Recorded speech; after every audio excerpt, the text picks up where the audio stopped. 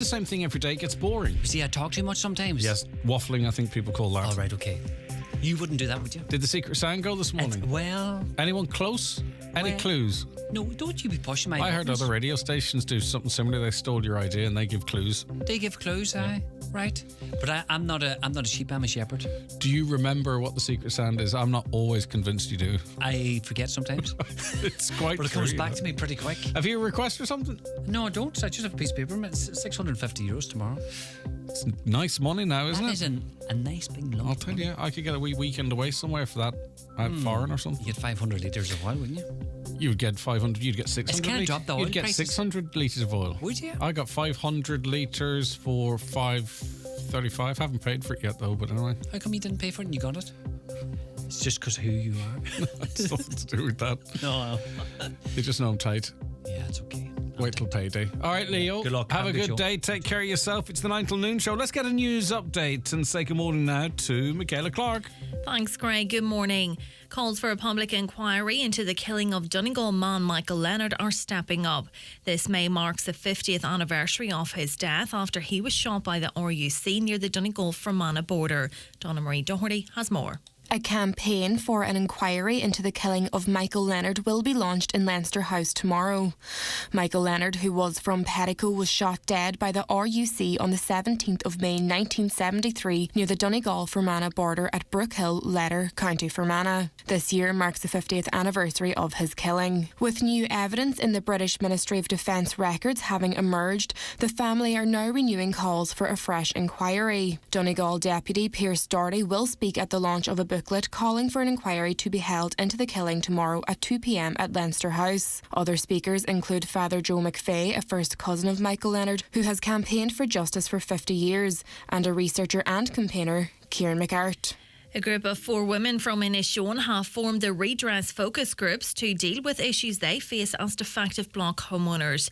The groups have established 15 focus groups in relation to 15 major issues. A meeting is taking place tomorrow evening at 7 o'clock in Angrenin Hotel Burt, which will showcase progress made by these groups as well as offer the opportunity for other homeowners to join and have their say. Organiser Roisin Gallagher says it's a homeowner-led initiative. The redress focus groups are dealing with 15 major issues on the defective blocks crisis, and we set this up in January, so the groups have been working away for the last few weeks, and tomorrow night in Greenan Hotel they will give us an update of what they are doing within those groups and where they aim to go forward. This is an ongoing initiative where the teams involved, people can volunteer at any stage onto any of those 15 groups. We are homeowners, for homeowners, by homeowners. This is a homeowner initiative. Over 600 drivers have been caught speeding on National Slowdown Day. The speed of over 173,800 vehicles was checked over the course of the past 24 hours. A number of notable detections were made in Donegal, including a driver caught travelling at 88 km per hour in a 50 km per hour zone in Port Hall, and another driving at 86 km per hour in a 60 km per hour zone in Mullindrate. Meanwhile, during the Slowdown Day operation, the Donegal Towns Roads Policing Unit detected 2 vehicles travelling at 104 km per hour in an 80 km per hour zone. Fixed charge penalty notices were issued and one of the vehicles was seized as it had no insurance, tax or NCT and was displaying false discs. Finally, for weather now, a cloudy but dry start to the day. Some bright and sunny spells will develop later with highest temperatures of 7 to 9 degrees. That's all from Highland Radio News for now. We'll be back with news again at 10 o'clock. Until then, good morning.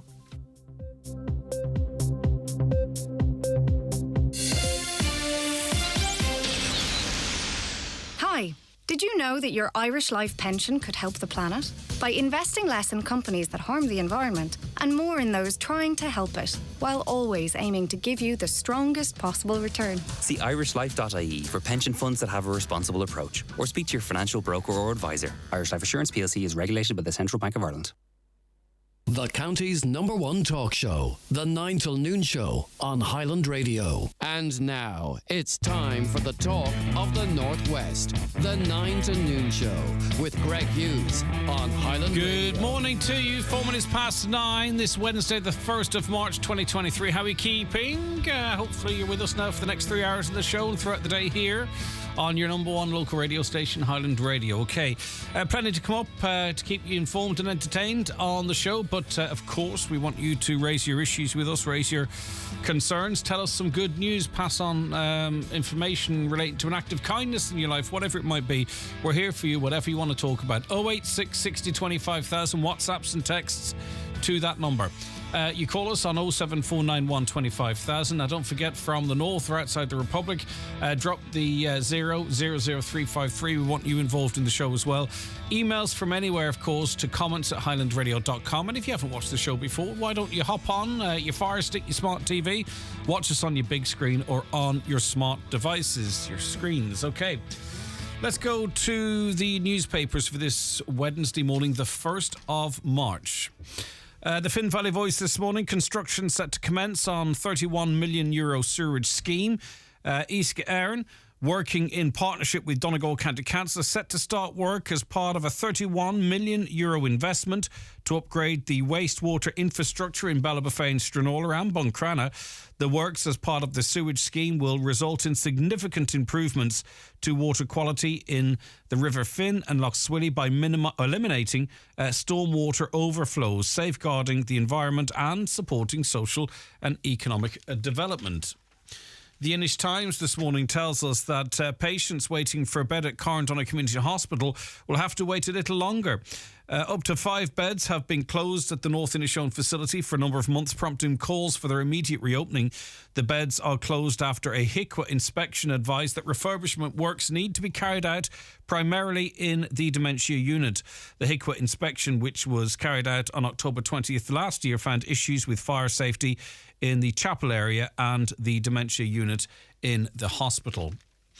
On to the Nationals now, and people are waiting to see what Rishi Sunak does if the DUP don't go for his deal. Well, Rishi Sunak has hinted he'll press ahead with his Brexit deal, even if it does not win the support of the DUP. The British Prime Minister said securing the pact was not about one political party, obviously the DUP, and it would make a hugely positive difference to people in Northern Ireland. His remarks came as the prospect of a rebellion appeared to be fizzling out, with senior Tory Eurosceptics conceding it is set to breeze through the House of Commons, which would leave the DUP outliers, of course, because we're talking about the ERG there, presumably within the Tory party. And if they are OK with this, the DUP would be, as I say, a virtual lone voice in its opposition. More than 100 Tory MPs have publicly backed the deal, including a significant number of high-profile Brexiteers. Meanwhile, ministers have warned the DUP that there is no prospect of them going back to Brussels to renegotiate the terms of the new pact. The UK and EU this week agreed to overhaul the protocol, which lays down the terms on which Northern Ireland trades with Britain and the rest of Europe. Mr Sunak was asked during a trip to the north yesterday whether he'd be prepared to forge ahead with the deal regardless of Unionist party support. He replied, "This is not necessarily about me or any one political party. This is about what's best for the people and communities and businesses of Northern Ireland." On to the Irish Times now, and news that there's been a significant drop in the number of international protection applicants arriving in Ireland in recent weeks, raising hopes among officials of an easing of the asylum seeker accommodation crisis. Just under 190 people arrived in Ireland seeking asylum last week. That's down 40% from since mid-November and 48% since the first week of this year, when the volume of new applications forced the government to close the City West Transit hub to new arrivals. Although still high, particularly when compared with pre-2022 figures, the number of new international protection applicants has been dropping consistently for the past 8 weeks. Over the past month, the number of new arrivals has been below the average of 261 weekly arrivals seen in 2022, according to data provided by the Department of Justice. So I heard figures yesterday that about 19 to 20 Ukrainian refugees were arriving on a daily basis. That number is falling, and now the number of international asylum seekers is also dropping. Government officials responsible for processing and accommodating asylum seekers are cautiously optimistic that the number may signal a reprieve in the accommodation crisis, which has seen the Department of Integration scrambling to find housing for migrants at very short notice. However, they warned bed shortages are set to continue for the foreseeable future. But as I say, the inflow is easing now. On to the Irish Daily Mail now, and older people need to shake off the fear induced by the COVID-19 pandemic, stop isolating and start socialising again. That's according to the Chief Medical Officer. Are you that person? Do you feel that maybe you are an older person, maybe you aren't, but has your life changed since the pandemic? Are you still fearful? Are you still isolating? Are you still concerned that if you go out that some harm may come to you? If you want to share your story, maybe it might help in having a conversation. Let us know, 086 60 25,000, or call Caroline or Anya on 07491 25,000. Reading on here, 3 years after Ireland's first case of COVID was reported, many people are still struggling to return to their normal lives, but need to integrate again for the sake of their mental health and to live a longer, healthier life, experts have warned. Today, the Chief Medical Officer, Professor Breda Smith, has published an impassioned open letter to older people nationwide saying that we cannot allow COVID to steal more years from us. Her plea comes as support groups say up to a third of their members are still not living normal lives and have not returned to social clubs. So are you one of those, as I say? You don't have to give us your name or anything. I just wonder if some aren't returning to their normal lives because maybe the cost of living has meant they can't. So maybe ask you specifically, are you no longer going to social clubs? Did your life change during the pandemic and hasn't returned to normal? And if that's the case, why? Let us know. And as I say, maybe we can get some advice or some help or some reassurance to try and get people back living again, because, you know, your physical and mental well-being is all interconnected with, you know, your happiness and your interaction with other people and stuff. So let us know, 086 60 25,000, WhatsApps and texts. So call if you prefer, 07491 25,000. And if it's a particular problem or we have particular questions, I would, as I say, be very pleased to try and get you some reassurance so that you feel empowered to return to your previous life. Or perhaps you've always felt isolated and now's the chance to, for the first time, maybe you lost a partner in recent years or whatever and your life has changed dramatically. Maybe you feel isolated. Let's have that conversation and see if we can come up with suggestions or ideas or locations to try and alleviate that for you.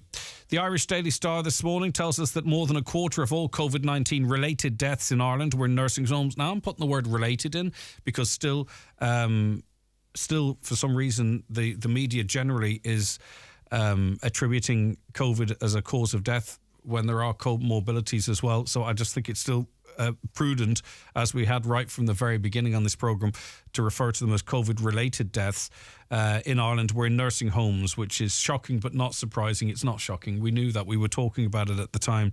Data shows that out of 8,545 deaths, 2,323 occurred in retirement facilities, which accounts for 27%. The figures released were from March 2020 until the middle of February of this year. In addition, the HSE has revealed 1,126 deaths were linked to outbreaks in hospitals, which claimed the lives of patients or staff. 1,121 were confirmed cases of viruses, while 5 were possible. Now, so what effectively we're seeing here is if you add the two figures together, a very large proportion of COVID-related deaths occurred in healthcare settings or in nursing homes. And if you look at the population of nursing homes, it's it's way too big a percentage of those that were living in them succumbing to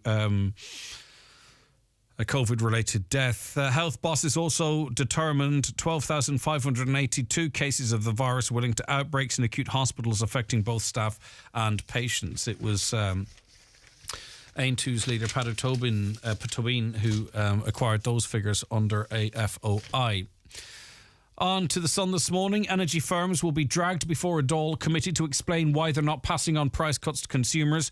Electric Ireland this week caused a furore by slashing costs for businesses but not hard-hit households. And Business Minister Simon Coveney said the semi-state firm has questions to answer. He said, of course, it's on a reference this yesterday. Again, I want ministers to give us answers, not ask all questions. Of course, it's welcome for businesses that electricity prices are going down by 10% and gas prices by 15%. But I do think many households listening to that story yesterday will now be asking themselves the question, why isn't that applying to my bill? And I think that's a fair question to answer. But again, I just really think there's a couple of questions, right, that I think need to be asked. Because we indemnify these companies, right? They don't ever lose money, seemingly. Regardless of what they pay for gas and electricity, they charge us enough to insulate their company, to protect their profits. And people say, oh, well, sure, they're buying it on the international markets and they're hedging and all this kind of stuff, right? Well, let's find out now how much they're paying for the gas and electricity. When did they buy it? For how long did they purchase it? What is their reserve at those prices? As I say, we indemnify them, so I think we're entitled to know when they bought the electricity and the gas, at what price, and for how long. Because this is thrown out to us that, oh, well, you see, we bought it when prices were high and it's to offer certainty to customers. And so are we saying that no Irish companies currently are purchasing gas and electricity at lower prices? They're not buying anything now. They've bought it all, and that's why they're charging us these high prices. Or maybe they have started buying it at lower prices. Well, if they have, then they will know when the higher priced product runs out and the lower priced product becomes available to the consumer. These are simple questions. Why don't they just answer those questions? As I say, we insure them in terms of the success and profitability of their businesses. Why aren't we getting that information? So if I were on the committee dragged them in front of it, that's exactly, I'd be asking, I'm not interested in anything else they have to say. At this point, I want to know when they bought the gas and the electricity at the higher price, how much of it did they buy, when is that due to run out, have they bought gas and electricity at a lower price? Gas is 85% lower now than it was last August, right? Have they bought it at the lower price? Is that just sitting in reserve? Are they using the lower price stuff? If they are, can they not in some way reach a median price and drop it? Or do they literally not buy any cheap gas and electricity until the expensive stuff's run out? Does that make sense? I mean, until they answer that question, we are just being treated like mushrooms. And you know how you raise mushrooms. But I don't want, and again, I've nothing against Simon Coveney, Pierce Doherty, Leo Varadkar, Micheál Martin. It's fine. I don't care who of them is making the decisions, right? But I don't need them to ask the questions that we are all asking ourselves when we're sitting watching TV in the front room. Do you know, we're asking these questions. We need those people earning hundreds of thousands of euro a year to tell us the answers, provide the answers to those questions, not ask them. We can do that for free. Anyway, sorry for ranting, but I just give us the information now so we're not being treated like idiots. The Irish Daily Mirror this morning, I smell a rat on this one. Katie Taylor's long-awaited rematch with Amanda Serrano is off after the Puerto Rican pulled out over an injury. The Bray boxer was set to fight professionally for the first time in Ireland this May in the 3 Arena. Well, she wasn't due to fight in the 3 Arena at all because no venue was announced. Posters were released with no venue. They were still holding to see if they could get the Croke Park versus 3 Arena. That fight was never announced formally for the 3 Arena. The postponement may now open the door for their second fight to take place in Croke Park later, which makes me wonder if that's what's going on here. We don't know if Katie Taylor is going to fight in the 3 Arena against a lesser opponent and set up that fight with the Puerto Rican later in the year. Maybe she does not want to fight Katie Taylor now. Or if it is a case that they want to hold that fight off to Croke Park again, just tell us, All right, 086 60 25,000. Have you any comments in relation to what we've just been talking about? Let us know. 07491 25,000. You can also contact us via that telephone number. Nutria's XL Yo with Lamb and Nutria's Yo with Lamb Crunch are both formulated to ensure a vigorous lamb and excellent milk yield. Avail of our lambing season offer. 25 kg bags, buy 10, get one free, with €10 off per tonne in bulk. Available at your local Homeland store. Visit nutrias.ie for full nutritional information. It's pizza night, and if it isn't, it really should be. With an M&S hand-stretched, stone-ground pizza, a choice of topping plus an indulgent side, all for €8. You can't top a great pizza. Well, you can, but we've already done it for you. Available in-store now. This is not just dine-in. This is the home of dine-in from M&S. Floyd's Restaurant, Ballymagori Strabane, 2-course express menu, Monday to Friday, 5 p.m. to 9 p.m. Only $18.95. 7-day weekly a la carte menu, euro for pound. Now taking bookings for Mother's Day and Sunday Carvery, 2 courses only $15.95. Check out our party packages and great deals at Floyd's Restaurant, Ballymagori Strabane. Okay, our first guest on the programme is Councillor Jerry McMonagle. Good morning, Jerry. Thanks for joining us. Good morning, Greg. Good to have you on the programme. Right, now, you recently put a number of questions to the HSE Western Regional Health Forum, and we'll start with an update really on a story we've been covering on this programme, and that's the future of at least the location of the Now Doc surgery. What did you learn from the HSE? What was your question, and what did you learn from the answer? Essentially, I asked for an update on the current status of the Now Doc surgery in the Old Town, and what was the upgrades was needed there, and why was it necessary to move. So the answer I got was that it was due to fire and safety reasons, that they had got a notice to quit last December, and that they were now actively looking for an alternative site. The site that they have identified for the clinical part of it is the CDM hub up at the Kilmacren Road, just across from the hospital, and they're progressing that now. They believe that has the capacity to provide 24-hour clinical care, and so they're going there. But due to the infections control regulations, that they will have to separate the triage and administration. So I further asked them then, were we actively looking for a site in Letterkenny for that? And they said they would. It would be their hope that they would have that in Letterkenny. So pardon my ignorance. When we talk about triage, right? That could be that's going to be at a separate location. So when we talk about triage, you're saying that I call in and they say, "All right, you know, this is wrong with you," and then I leave there and go to a surgery and then get seen by a doctor in a different location? Yeah.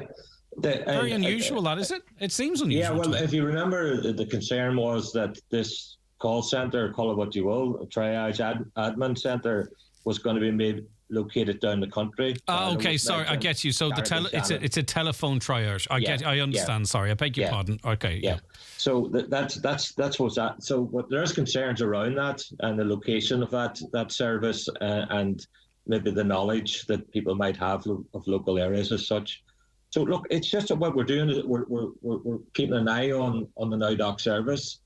I don't think anybody's really happy with the Now Doc service as it stands. It has certainly changed from when it was first introduced.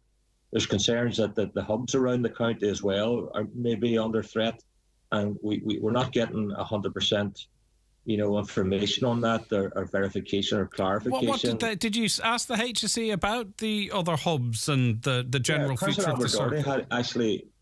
Albert had a question yesterday as well, particularly asking about the Carndonna hub and will it be maintained.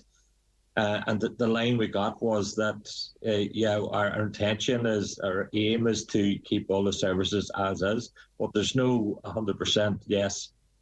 Definitely we will be keeping the hub. So there's them concerns there, and rightly so. Obviously the staff that work in Now Doc now are very concerned.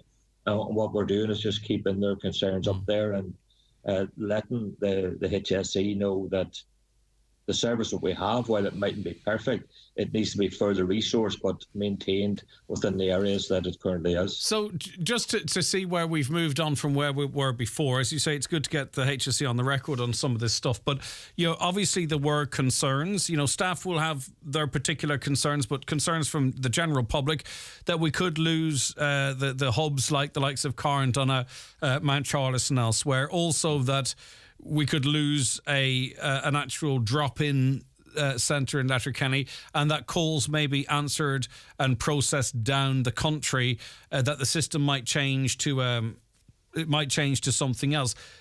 That negotiation is still ongoing. Then I presume we don't really have the answers to those questions as of yet.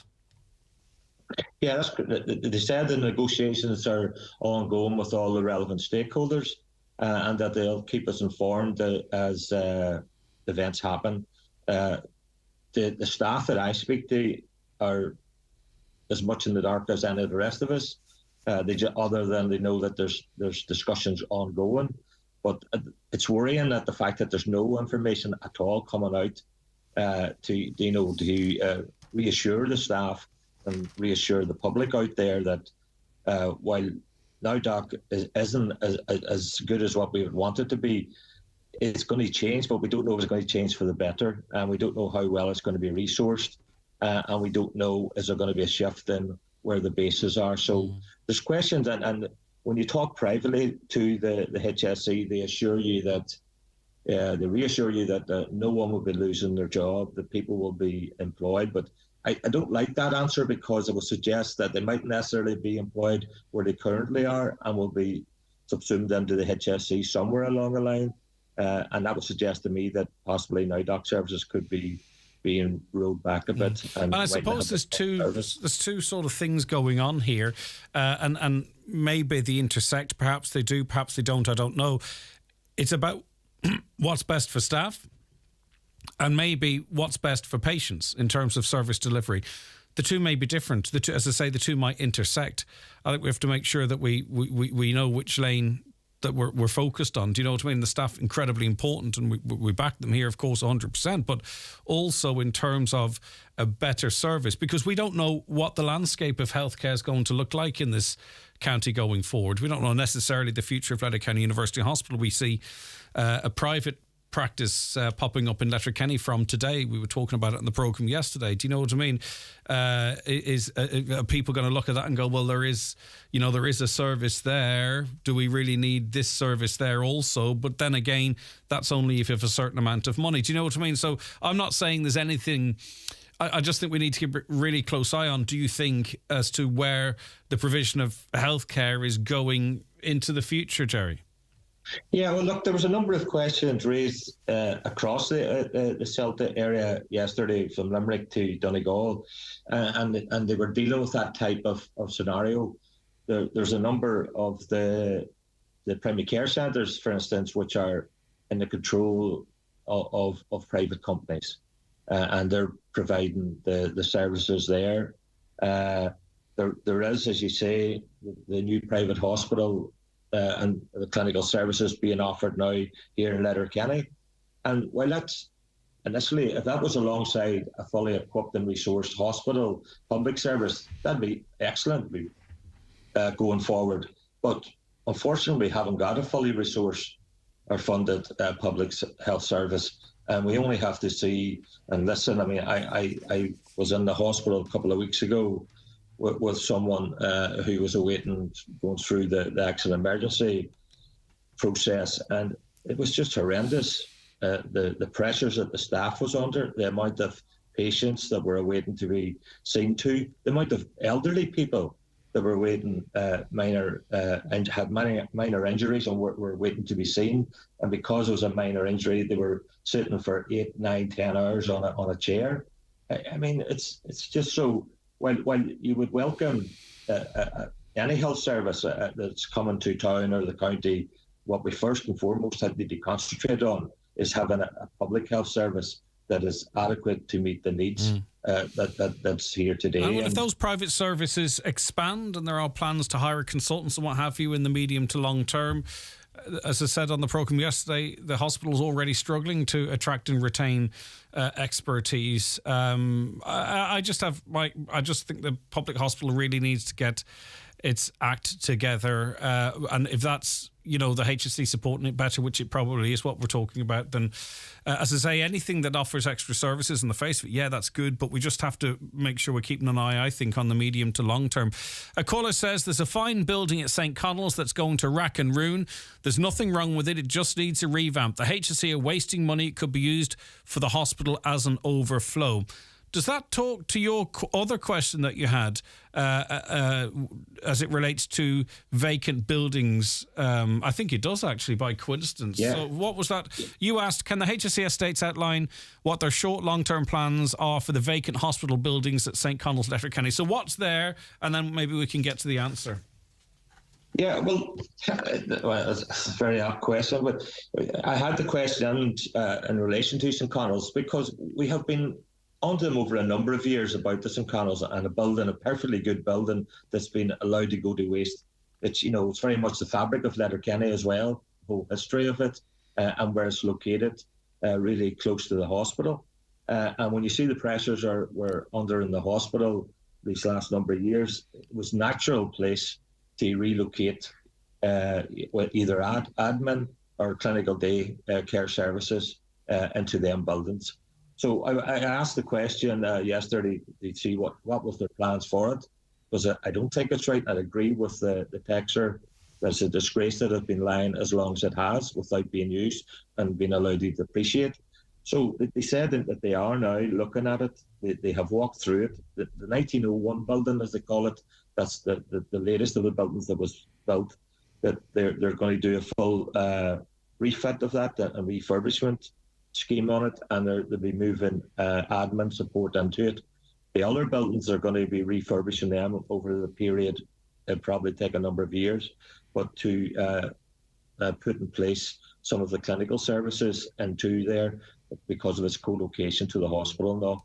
So I think that in the main, that's a positive statement. But the answer seems to refer more to maintaining the structure of the building and its historical importance. So I'm not quite sure what interjections are. Are they extensions, add-ons, internal walls? It seems to me like the answer is more about maintaining as I say, the historical nature of the building. They themselves reference the 1901 element to it, rather than sort of saying, yes, fantastic space, and we're going to maximise its potential to alleviate pressure on the hospital into the future. Yeah, and sort of in the supplementary questions and the follow-up to the written question that I put in, I delved into that and explored it more with them, and that's when they talked more openly and said, yes, look, it is their intention that they're going to refurbish. They see the fact of where it's at and the potential that there is for it. And while it won't be happening next year, they said, they are committed to putting a programme of work together and opening up them buildings for use in the future. So, look, it's something we're going to stay on top of them with and ensure that this happens, that it isn't, like you say, nice flowery language and nothing really happens other than the buildings just kept from depreciating further. We need to use that space, and we need to use it wisely. And the other reason go ahead, sorry. Just finally was, in the long term, I mean, we're paying, or the HSE is paying a massive amount of rents across this town and the county, and them services the HSE could be put into their own buildings, will there be minimal cost to them. All right, Councillor Jane McMonagle, thanks for covering both issues with us. We appreciate your time. 08660 25,000 WhatsApps and texts. Watch the show live now on YouTube, Facebook and at highlandradio.com. If something's free, why would you turn it down? I mean, a free haircut from a 5-year-old. Oh, no. Or a free sample of onion paste. Oh. Well then, how about a free tour of your neighbour's new shed? Oh, sounds, well... OK, look, they were bad examples. But how about a free eye test and free glasses from the €69 range at Specsavers with your PRSI? Well, that sounds like something to smile about. Book an appointment or find out more at specsavers.ie. Take something old and make it new with the Vacant Property Refurbishment Grant. Get up to €30,000 for a vacant property or €50,000 for a derelict property to help you create your new home. Plus, the scheme now includes cities, towns, villages and all rural areas, so there are more options than ever. Breathe new life into an old home. Head to gov.ie/vacancy for more information on how to apply. An initiative of the Government of Ireland. Guess what? What? Larkin's of New Mills are offering a 4-course dinner for Mother's Day, which includes starter, main course, dessert with tea or coffee, all for an incredible €23. To book, call today on 074 91 266 97. Early booking is advisable. Let our family look after yours this Mother's Day at Larkin's of New Mills. All right, been asked to say good morning and give a massive shout out to all the children in Scoil na Crossanifa in Dunfanaghy. I hope I've got that correctly. I haven't come across that school before, but anyway, this school in Dunfanaghy, they sang so incredibly well in the SSE Arena in Belfast on Sunday at Peace Proms. They were outstanding and made their county extremely proud. A massive well done to Principal Mary O'Donnell for pushing this initiative and giving the children a once-in-a-lifetime opportunity. Also thanks to all staff for making it possible for the children to pursue their dreams. This may be a small 2-teacher school in Dunfanaghy, but it's crowned Ireland's fittest school, Donegal's Sports School of the Year, and now music enthusiasts. Congratulations indeed, and we join with you in those congratulations. Okay. Joined in studio now by Fionnuala Rabbit, CEO of Highland Radio, of course, and congratulations to you, Fionnuala, the new president of Letterkenny Chamber. Great honour, isn't it? Absolutely. I'm thrilled, and particularly that they've taken a chance on a bit of a blow-in, as we say down in Galway, new to the, well, not here almost, it's hard to believe, almost 9 years now, but, new to Donegal, and that's, I'm really delighted and honoured to be given the opportunity. Should we talk a little bit about you? Because, I mean, obviously you're regularly on the programme in a different capacity, but this is, you, as you mentioned, from Galway, worked down in Galway Bay FM. Yeah, well, I've had numerous jobs. I started working in Galway Bay FM, doing what Caroline does here, producing the current affairs programme and working it through. But my family's always been involved in radio right back from when the original independent station started. Because, as I always say, with my dad, it was a case of everybody hid under the covers at the weekend, because when the station started there wasn't a lot of money going around, so he used to just drag whichever one of his daughters he found was up on a Saturday morning to go in and do the phones at the weekend. So radio has always kind of been part of our existence in the Rabbit family, and he was always a big proponent of it. So I got into it then when I went back to college and did my degree. I was off work, so and studying full time. So then I started towards the end of my degree to work in the radio, and was supposed like this job, it was supposed to have been for 3 months. And away it goes. That being said, though, tapping into a genuine love of radio and the media that you have, both as working within it and a consumer as well. It is. Well, it's one of those things that you get into because it's so different and it's just such a unique environment to be working in, and it's so changeable all the time and things happen.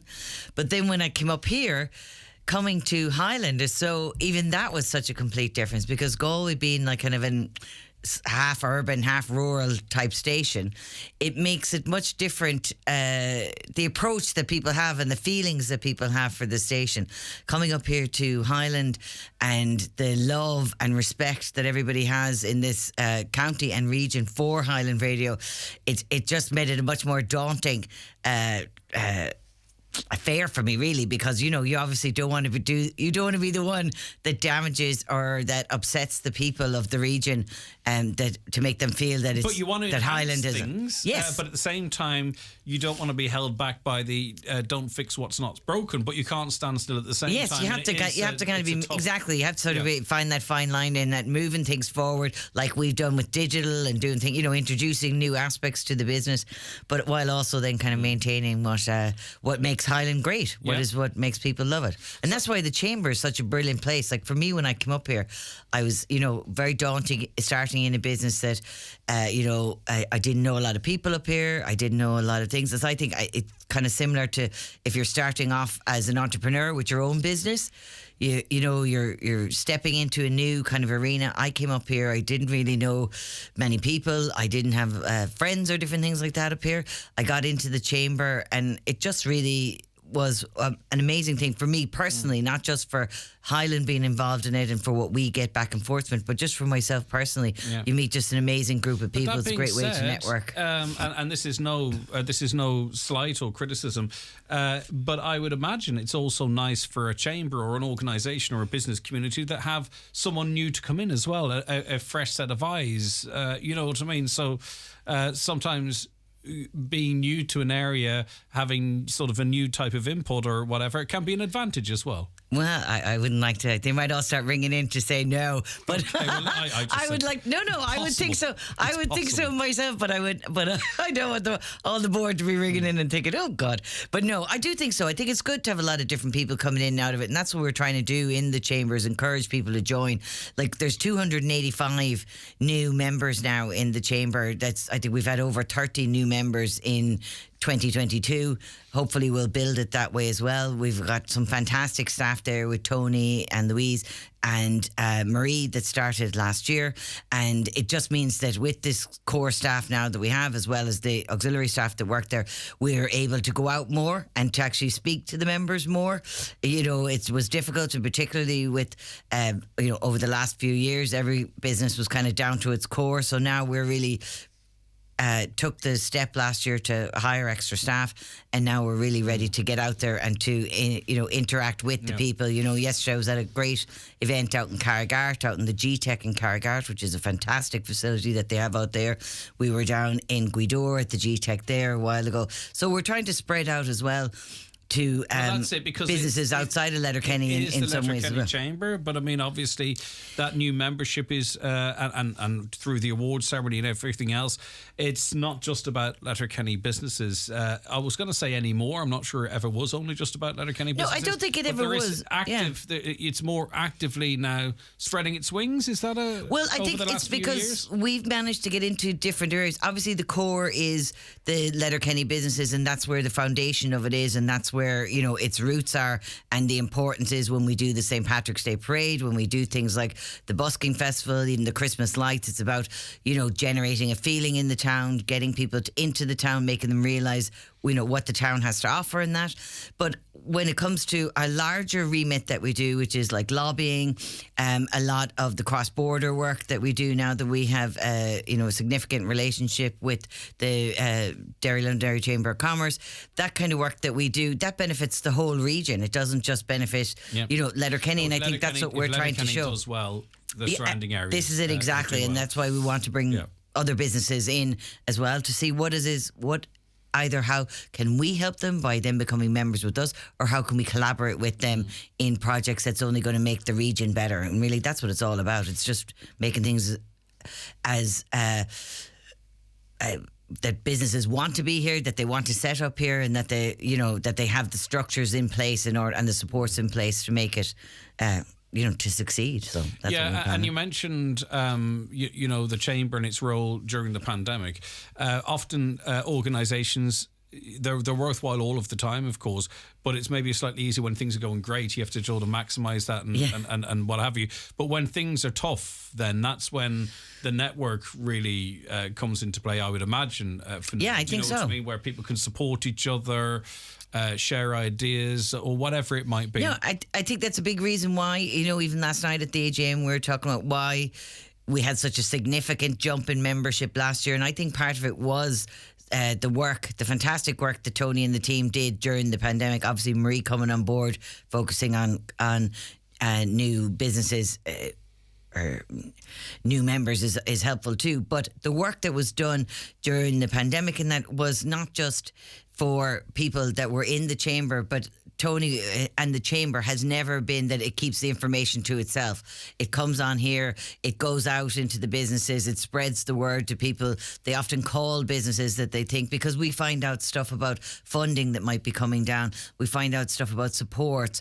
There's a lot of information there. We know where to send you. If you're having difficulty, you can just ring the chamber and they'll say, well, look, we can't help you, but here's a number of somebody that can. There's those kind of connections that were really helpful for a lot of businesses over, that I think then they sort of said, oh God, this is what the chamber actually does. And I think that's the thing about the Chamber of Commerce, and it's not just here, it's all over. Sometimes people don't really have an understanding of exactly what it is, the work that it does, and that's why it's good if you know somebody that's in the chamber, is ask them what it is that they do, particularly with the board. We do a lot of amazing work. There's an amazing team there in the board, and they do some fantastic work. Not just on the social side, which, again, a lot of people don't realise that the Chamber fundraises and pays for, the majority of the Christmas lights. The St. Patrick's Day Parade is all the Chamber. Busking Festival's Chamber. Lots of different things. Halloween, that's all just Chamber, and it's all volunteerism. On top of that, then, we're lobbying government, we're lobbying. Well, can I focus on that a little bit? Agencies. Because that was where I was going to go next. So if you are... I just think Letterkenny Chamber has a very important role in that area that people don't really realise, because if you are an agency, a national agency or government, and you're looking to make changes or to get a sense of what's on the ground, you're going to go to the likes of the Letterkenny Chamber, because it is a single group representing so many different parts of industry across a large area. And obviously come to the Chamber looking for info, but then the Chamber feeds back into it as well, or can lobby, as you've mentioned there. And it really is a very strong, powerful voice, one that could not be ignored given the scale of it and as I say, how broad the representation is. Yeah, we're the only chambers in Donegal that's affiliated with Chambers Ireland. So not only do we have the strength of the support from the people in the region that are members, but we also have then the backing for Chambers Ireland when we're putting things forward. And if, like last night, we were seeing some of the figures that are coming through, and Chambers Ireland actually does more lobbying and representation of businesses than IBEC, than IFA, than a lot of these organisations that you would assume would be way up there in the amount of work that they do in that area. So yes, it gives you that extra bit of strength. It also gives, because the Chamber is so well run and it's so well respected as well, it kind of gives that gravitas that it gets more listened to.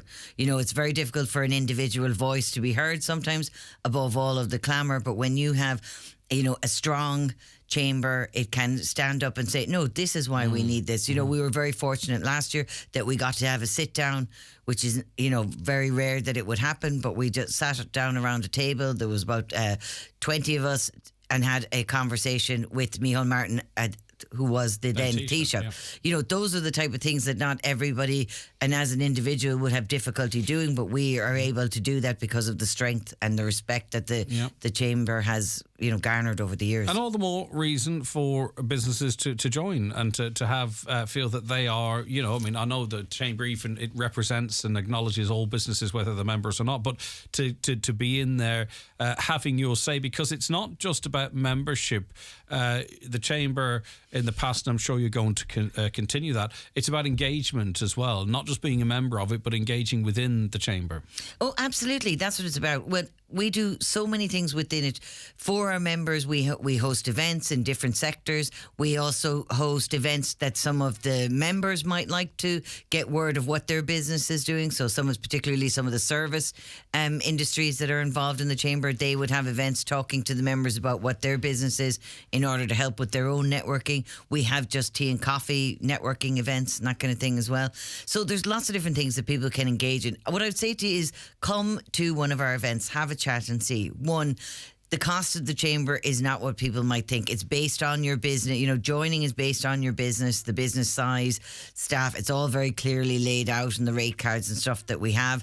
The membership is there for you to avail of all of the supports that we can give you, and also for you to be able to get your concerns and feelings forward and have us represent them in a strong way. And then there is a benefit to the networking and to just being out there and meeting other businesses and being able to kind of have a chat sometimes about, the current state of the world or whatever is happening in the region. And, I'm hoping we're going to have one soon so somebody can explain this new protocol thing to me.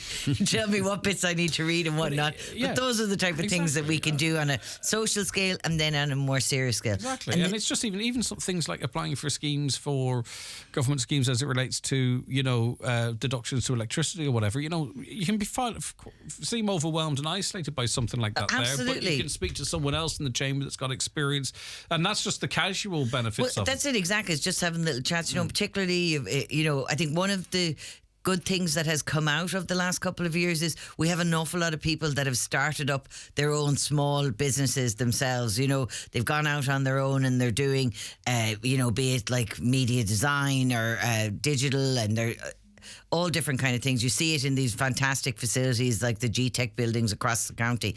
And, you know, we're here, we can give those type of people fantastic support as they go out on their own, because it is nerve-wracking and it's hard to do everything by yourself. And if you have something that's giving you backing up, and then on the other turn, obviously the more members we have, the stronger the chamber is, the bigger a voice that it has when it goes forward on a national level in order to try and achieve things. And that's what it's about. I mean, obviously it's continuing progress that's being made. Yeah. Outside of that, Fionnuala, it's a 1 or 2 year term? 1 year, isn't One, it? yes.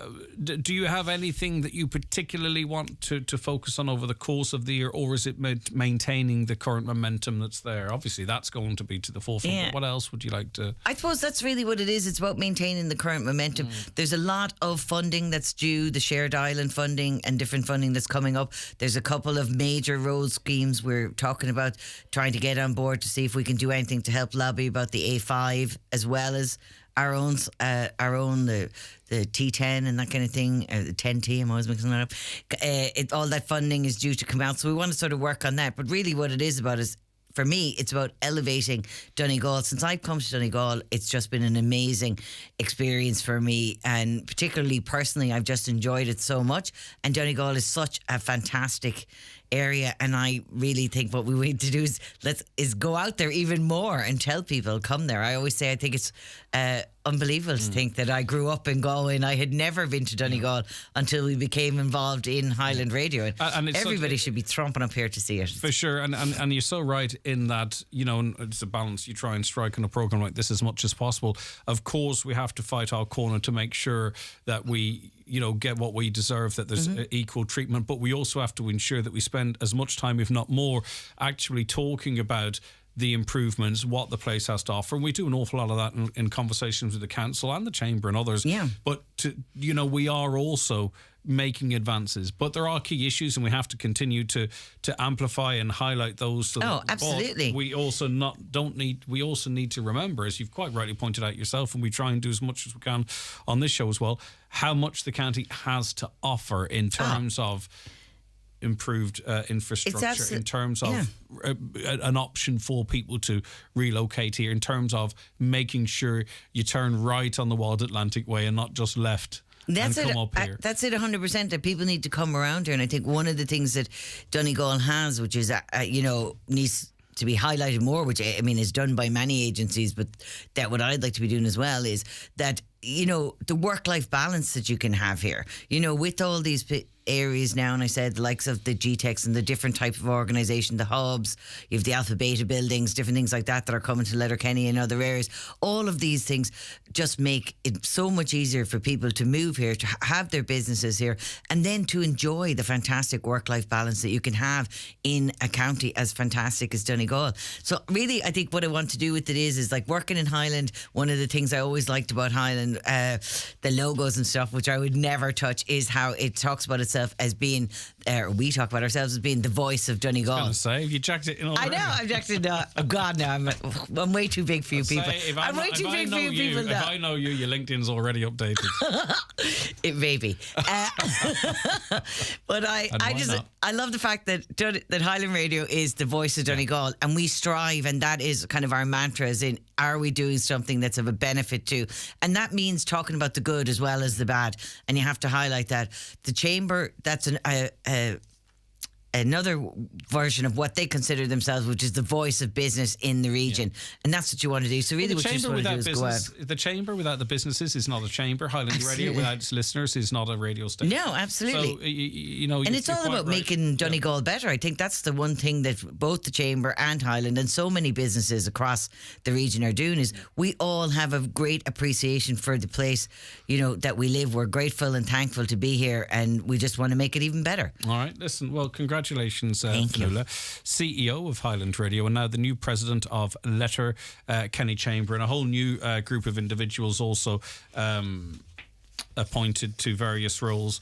All that information is available on our website. Again, congratulations. Thank you very much. Take care. It's a wonderful honour, I think. Oh, I'm thrilled and honoured. Okay, Fionnuala Rabbit, back with more after the break.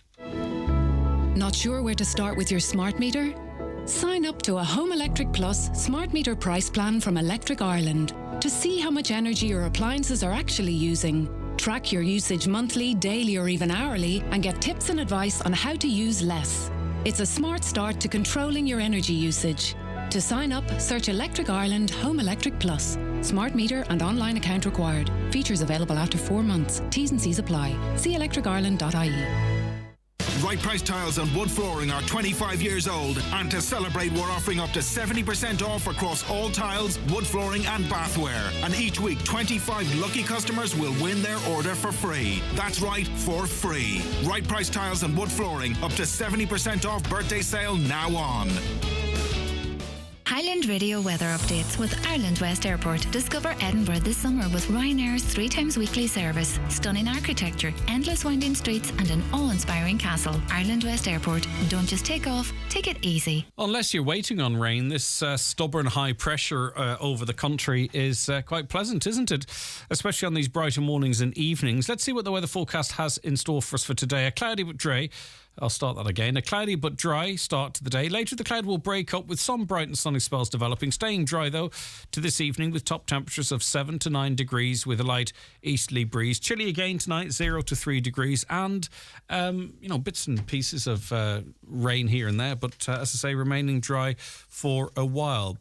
Right, the Dáil has been told that Housing Minister Dara O'Brien intends to come to Donegal to meet with residents affected by defective blocks. Councillor Michael McBride, is this going to happen, do you think?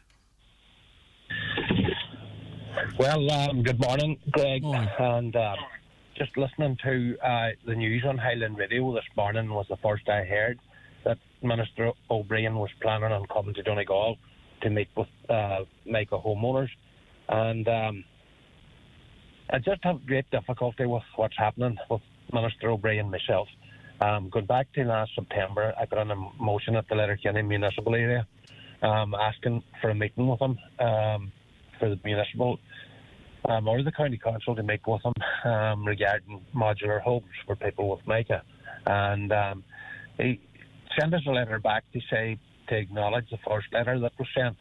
And when we got that at the next municipal meeting, I said, well, I don't really think that this is acceptable. It's urgent. So we wrote back again, highlighting it was urgent. And that letter also was acknowledged, saying they were looking for a calendar date, a diary date for to meet us. Now, since that, I know that Minister O'Brien has met a delegation of Fianna Fáil County councillors that went to Dublin.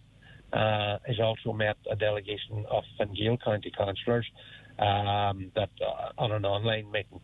But the rest of us, the Sinn Féin councillors, the independent county councillors, and we've just been completely ignored. Just in relation to the modular homes, councillor, it seems that the government has made their decision on that, because we had a government representative on the programme at the time of the Defective Concrete Conference in Letterkenny say that modular homes aren't being considered for Donegal. So we know their position. It's a case of whether or not they might change that position. Are you satisfied, Michael, that we have a consensus that the people most affected by this believe that modular homes are a solution to the housing issues that we're going to be facing and are currently facing, of course? Well, the people that I know that have Micah in their homes, they're highly concerned, Greg, that they're not going to be able to find housing whenever their own houses are being repaired. I think there's a massive appetite for modular homes in Donegal. I think the Minister is doing everything in his power to stay away from us. He doesn't want to talk to us. And I think that's unacceptable as elected representatives, that the Minister would take this attitude. And I do know that he told some of the Fingale councillors at their meeting online that Donegal County Council hadn't requested any modular homes. And well, what's happening to you? Hold on a second. If the council hasn't requested any modular homes, well, what's happening to the likes of your motions? I think Councillor Jerry McMonagle had a motion on this, and others as well that I just can't recall off the top of my head. If the council hasn't made a formal request for modular homes, what's happening to your motions? And if nothing's happened, then why do you even bother going to the meetings then? Well, Greg, I think we represent the people who are affected by. Yeah, no, I don't question that for a second. But I'm just wondering what happens to these motions if they're discussed and passed, right? And this is going back quite some time, Michael. If the Department of Housing says it's had no request from the council for modular homes, well then there's something amiss, quite serious here. Well, as far as I'm concerned, Greg, that's a blatant lie from the minister, because we got 2 letters that we wrote to him. We have replies from 2 letters that we wrote to him asking for meetings about modular homes. So it's a he's not telling the truth when he says that. And we've also looked. Went to Dublin last Tuesday. He chose not to meet us up there, and Deputy Marion Harkin, who's represents the south of our county, sent a letter directly to the minister on Wednesday last, asking them for 2 meetings as well. So, right, I just think it's quite remarkable that the housing minister who announces a multi-billion euro scheme and has since to meet the council as a whole or those affected by it. I find that quite remarkable, because I would be up blowing my own trumpet saying, look what I've got for you, and yet nothing. All right, listen, we're against the news at 10, Councillor. Yeah, go ahead. Just before I finish. Yes. You know what I believe myself? I think that there's not a person in Donegal who has Micah, regardless whether they have been approved in the scheme or not, should let them inside the door of their houses. They should stand in solidarity. They should all stand up and say, we want you to meet Donegal County Council to talk about modular homes that are going to be needed in this county, and they shouldn't let them inside the door. That, as far as I'm concerned, this is a PR stunt for the election next year, and I think people need to wake up and see where the thing's at. It's time everybody stood shoulder to shoulder with it, and that's what I'm on here today, asking anybody that has a Micah home, don't let them inside your door, except that you commit to meeting the councillors about modular homes. Right, okay. Thanks for that. Take care of yourself. That's Councillor Michael McBride there, back with much more, all different types of stuff for you after the news and obituary notices. The Euro Millions Mega Draw is back, and it's pretty big. It's actually massive. This Friday, March 3rd, the Euro Millions jackpot will be a guaranteed €130 million. It's just too big to miss. The National Lottery. It could be you. Play responsibly. Play for fun. Join All Folked Up live at the Abbey Hotel, Donegal, this Saturday, the 4th of March. That's All Folked Up live at the Abbey Hotel, Donegal, this Saturday, March the 4th. Tickets available from Eventbrite. Enjoy the tastiest burger in town for less every Friday at Kelly's Diner, Letterkenny. In the Friday deal, get a renowned Jake's burger with fries and a soft drink for only $12.95. There's great value throughout the menu for breakfast, lunch and dinner, so why not treat yourself or all the family for less at Kelly's award-winning diner, Mountaintop, Letterkenny. Live, on air, online and on the Highland Radio app. This is Highland Radio News. Good morning. Good morning, it's Donna Marie Doherty with the news at 10 o'clock. Calls for public inquiry into the killing of Donegal man Michael Leonard are stepping up. This May marks the 50th anniversary of his death after he was shot by the RUC near Donegal-Fermanagh border. The newly elected president of Letterkenny Chamber says it's an honour to take up the post and is excited to engage with members moving forward. Highland Radio CEO Fionnuala Rabbit will take over the role from outgoing President Christine Reynolds. Fionnuala has served as Vice President in the Chamber since 2017.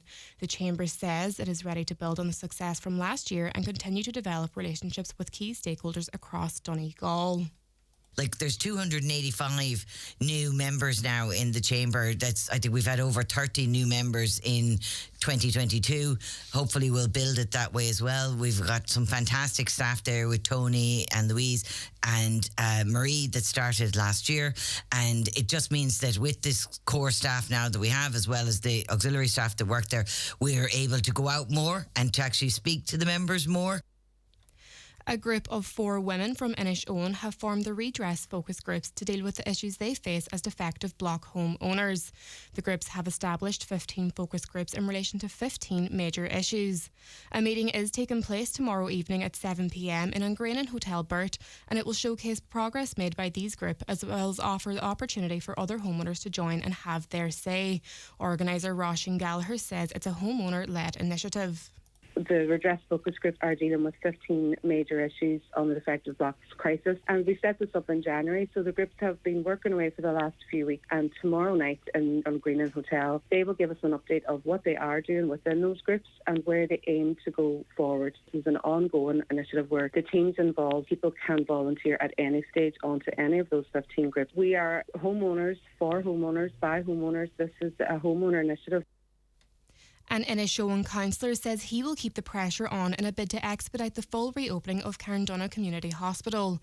A number of beds at the facility were closed following a HICWA inspection. Inspectors raised concerns over fire safety and highlighted issues with the premises as well as the decoration of the dementia unit. The HSC has submitted a compliance action plan to HICWA stating that all issues will be completed by July 31st, 2003, after which a HICWA inspection is required to facilitate the full opening. Councillor Albert Doherty says it's unacceptable that beds still remain closed at the hospital. In Carndonagh, many visitors who visited family members in the hospital have complimented the works, the staff, everything that's available up there.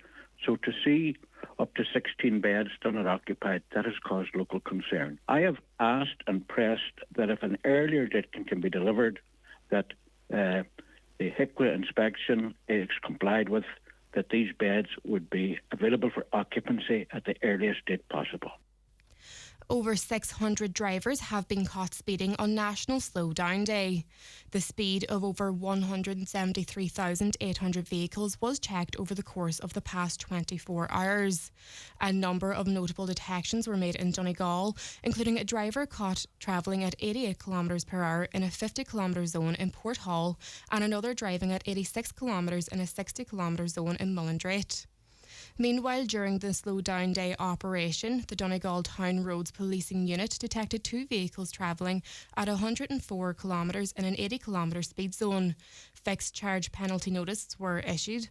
One of the vehicles was seized as it had no insurance, tax or NCT and was displaying false discs.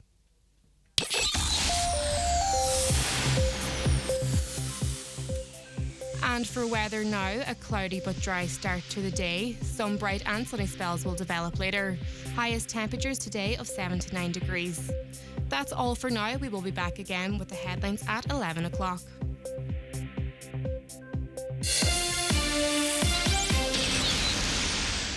The obituary notice is for this Wednesday morning, March the 1st. The death has occurred of May Griffin, Drumbo College's Stranorler. Remains reposing at her home this evening from 5 o'clock. Fiona leaving her home on Friday morning at 10:30 for Requiem Mass in the Church of Mary Immaculate Stranorler at 11 o'clock. Interment afterwards in Drumbo Cemetery. The Requiem Mass will be streamed live via the parish webcam. Donations in lieu of flowers, if so desired, to the Patients Comfort Fund at St Joseph's Community Hospital, care of any family member. Family time from 10 p.m. until 11 a.m. each day and on the morning of the funeral, please. The death has taken place of June Logue, née Anderson, Strabane and formerly of Hamilton, Scotland, reposing at her daughter Colette Logue's home, 91 Ballycolman Estate, Strabane. Funeral from there tomorrow afternoon at 12:30 for Requiem Mass in the Church of the Immaculate Conception, Strabane at 1 o'clock, followed by private cremation afterwards in Lakelands Crematorium. Family time please from 10 p.m. until 11 a.m. The Requiem Mass can be viewed live on mcmmedia.tv. The death has occurred of Bernard Harkin, Gallyduff, Clonmany, County Donegal. His remains are reposing at his residence with family time from 10 p.m. until 11 a.m.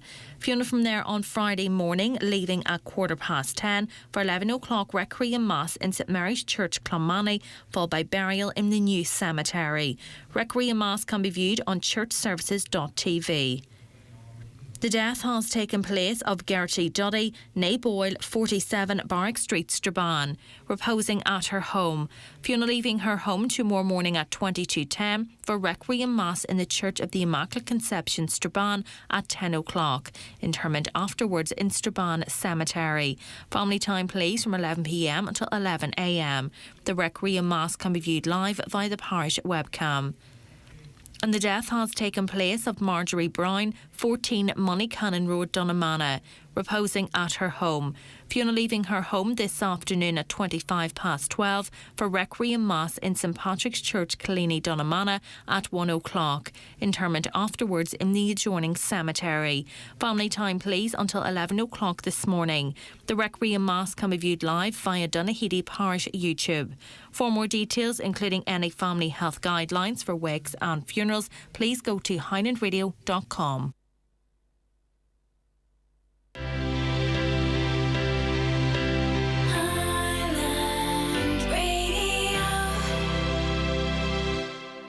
It's not just that Sarah can't rely on the rains to come this year. It's not just that the only water left could cost her life. It's not just that she has seen all her crops destroyed and she is struggling to feed her little boy. Like thousands of parents living in regions devastated by drought, Sarah is living in fear, and it's not just. This Lent, your help can make all the difference. Visit trocra.org or call 1-800-408-408. Trocra. Together for a just world. All right, welcome back to the 9 till noon show here on Highland Radio. We're going to be talking in a wee while about new filters on TikTok. One in particular, it's called Bold Glamour. It's very difficult to detect whether it's a filter or not. We're going to talk about that in general. Any TikTok questions? We've got influencer Eric Roberts coming into studio, so maybe you've got some questions about it. Maybe you are looking for some advice or, as I say, have a question as it relates to a younger person using TikTok. Eric will be in with us very shortly. That and so much more, so stay right where you are. Right. Hi, Greg and team. I'm just wondering if you could put it out there on your show, a question regarding remote working, and if there are opportunities out there, perhaps someone could advise. I wish to remain anonymous. Of course, that's fine. One, are there more opportunities now, and where are the right websites to look for these roles? I mean, admin, data, entry roles and the like. I think that is an excellent question. So we're talking about remote working, and even in the last conversation there, I referenced it. But how do you do it? Where are you recruited from? So any advice out there for you in the remote working world? Where does one go to find a role that might suit them? Second question, are there any companies, recruitment individuals who have knowledge in this area who could come on and talk about their company's opportunities or where to look? Or perhaps someone who's working from home and they know their company is recruiting. Yep, we've done that in the past. We can do that again. This caller believes that this would benefit a lot of mums in particular if there are opportunities out there. So maybe you've got a bit of a background in remote working, an understanding of it. Maybe you're aware that there's loads of companies looking for remote workers in Donegal. I don't know.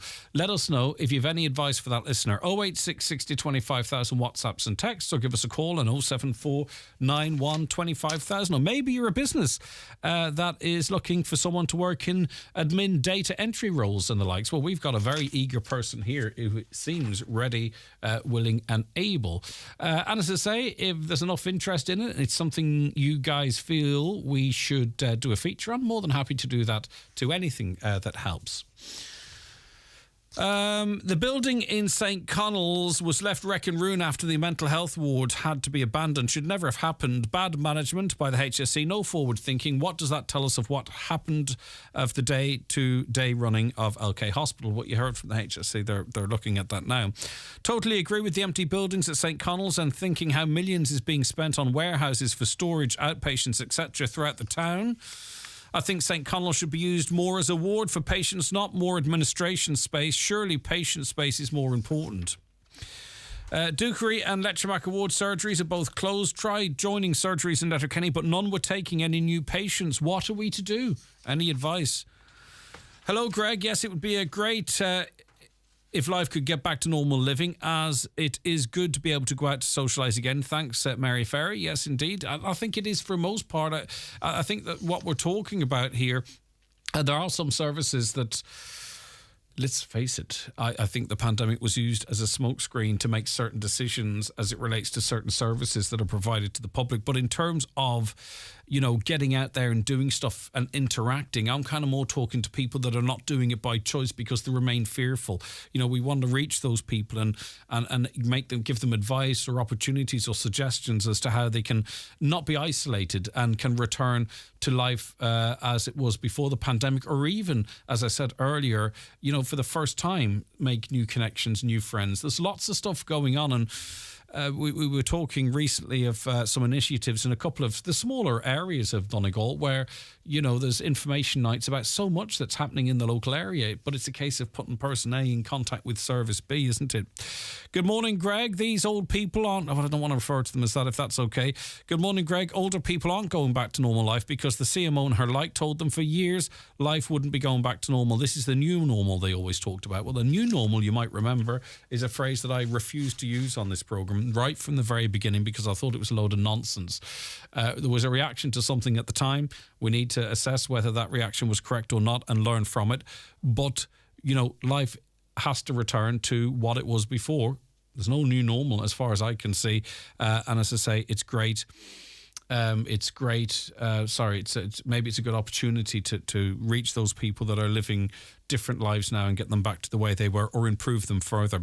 Mona Gregg, what a fantastic ambassador for our county. Fionnuala will be in her new role. Maybe I missed it, but you didn't ask her the big question.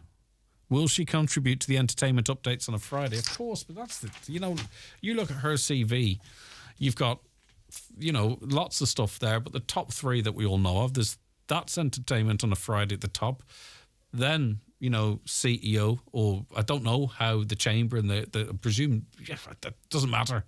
The top one is that's entertainment. You can be sure of that. All right, let's take a break. The county's #1 talk show, the 9 till noon show on Highland Radio. It's time for NCBI Bingo on Highland Radio. It's Wednesday, the 1st of March. You're playing on the blue sheet. The reference number is S3. It's game number 9. The numbers are 15, 19, 7, 24, 64, 76, 62, 42, 67, and finally 44. Phone your claim to 9104833 before 8 tonight, leaving your name, contact number and the name of the shop where you purchased your book, and we'll call you back the next working day. Get all your NCBI bingo information at highlandradio.com. ATU Donegal's Open Day takes place on Saturday 4th of March from 10 a.m. to 2 p.m. on the Letterkenny campus. If you're a Leaving Certificate student, a mature student, a parent or guardian, thinking on a postgraduate degree, or interested in upskilling or reskilling, then come along and discover all that ATU has to offer. Special guest on the day, Donncha O'Mahony, will give a talk on Leaving Certificate guidance and study tips.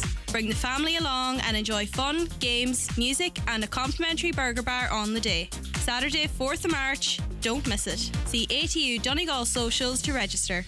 Nutrius XL Yo with lamb and Nutrius Yo with lamb crunch are both formulated to ensure a vigorous lamb and excellent milk yield. Avail of our lambing season offer. 25 kg bags, buy 10, get one free, with €10 off per tonne in bulk. Available at your local Homeland store. Visit nutrius.ie for full nutritional information.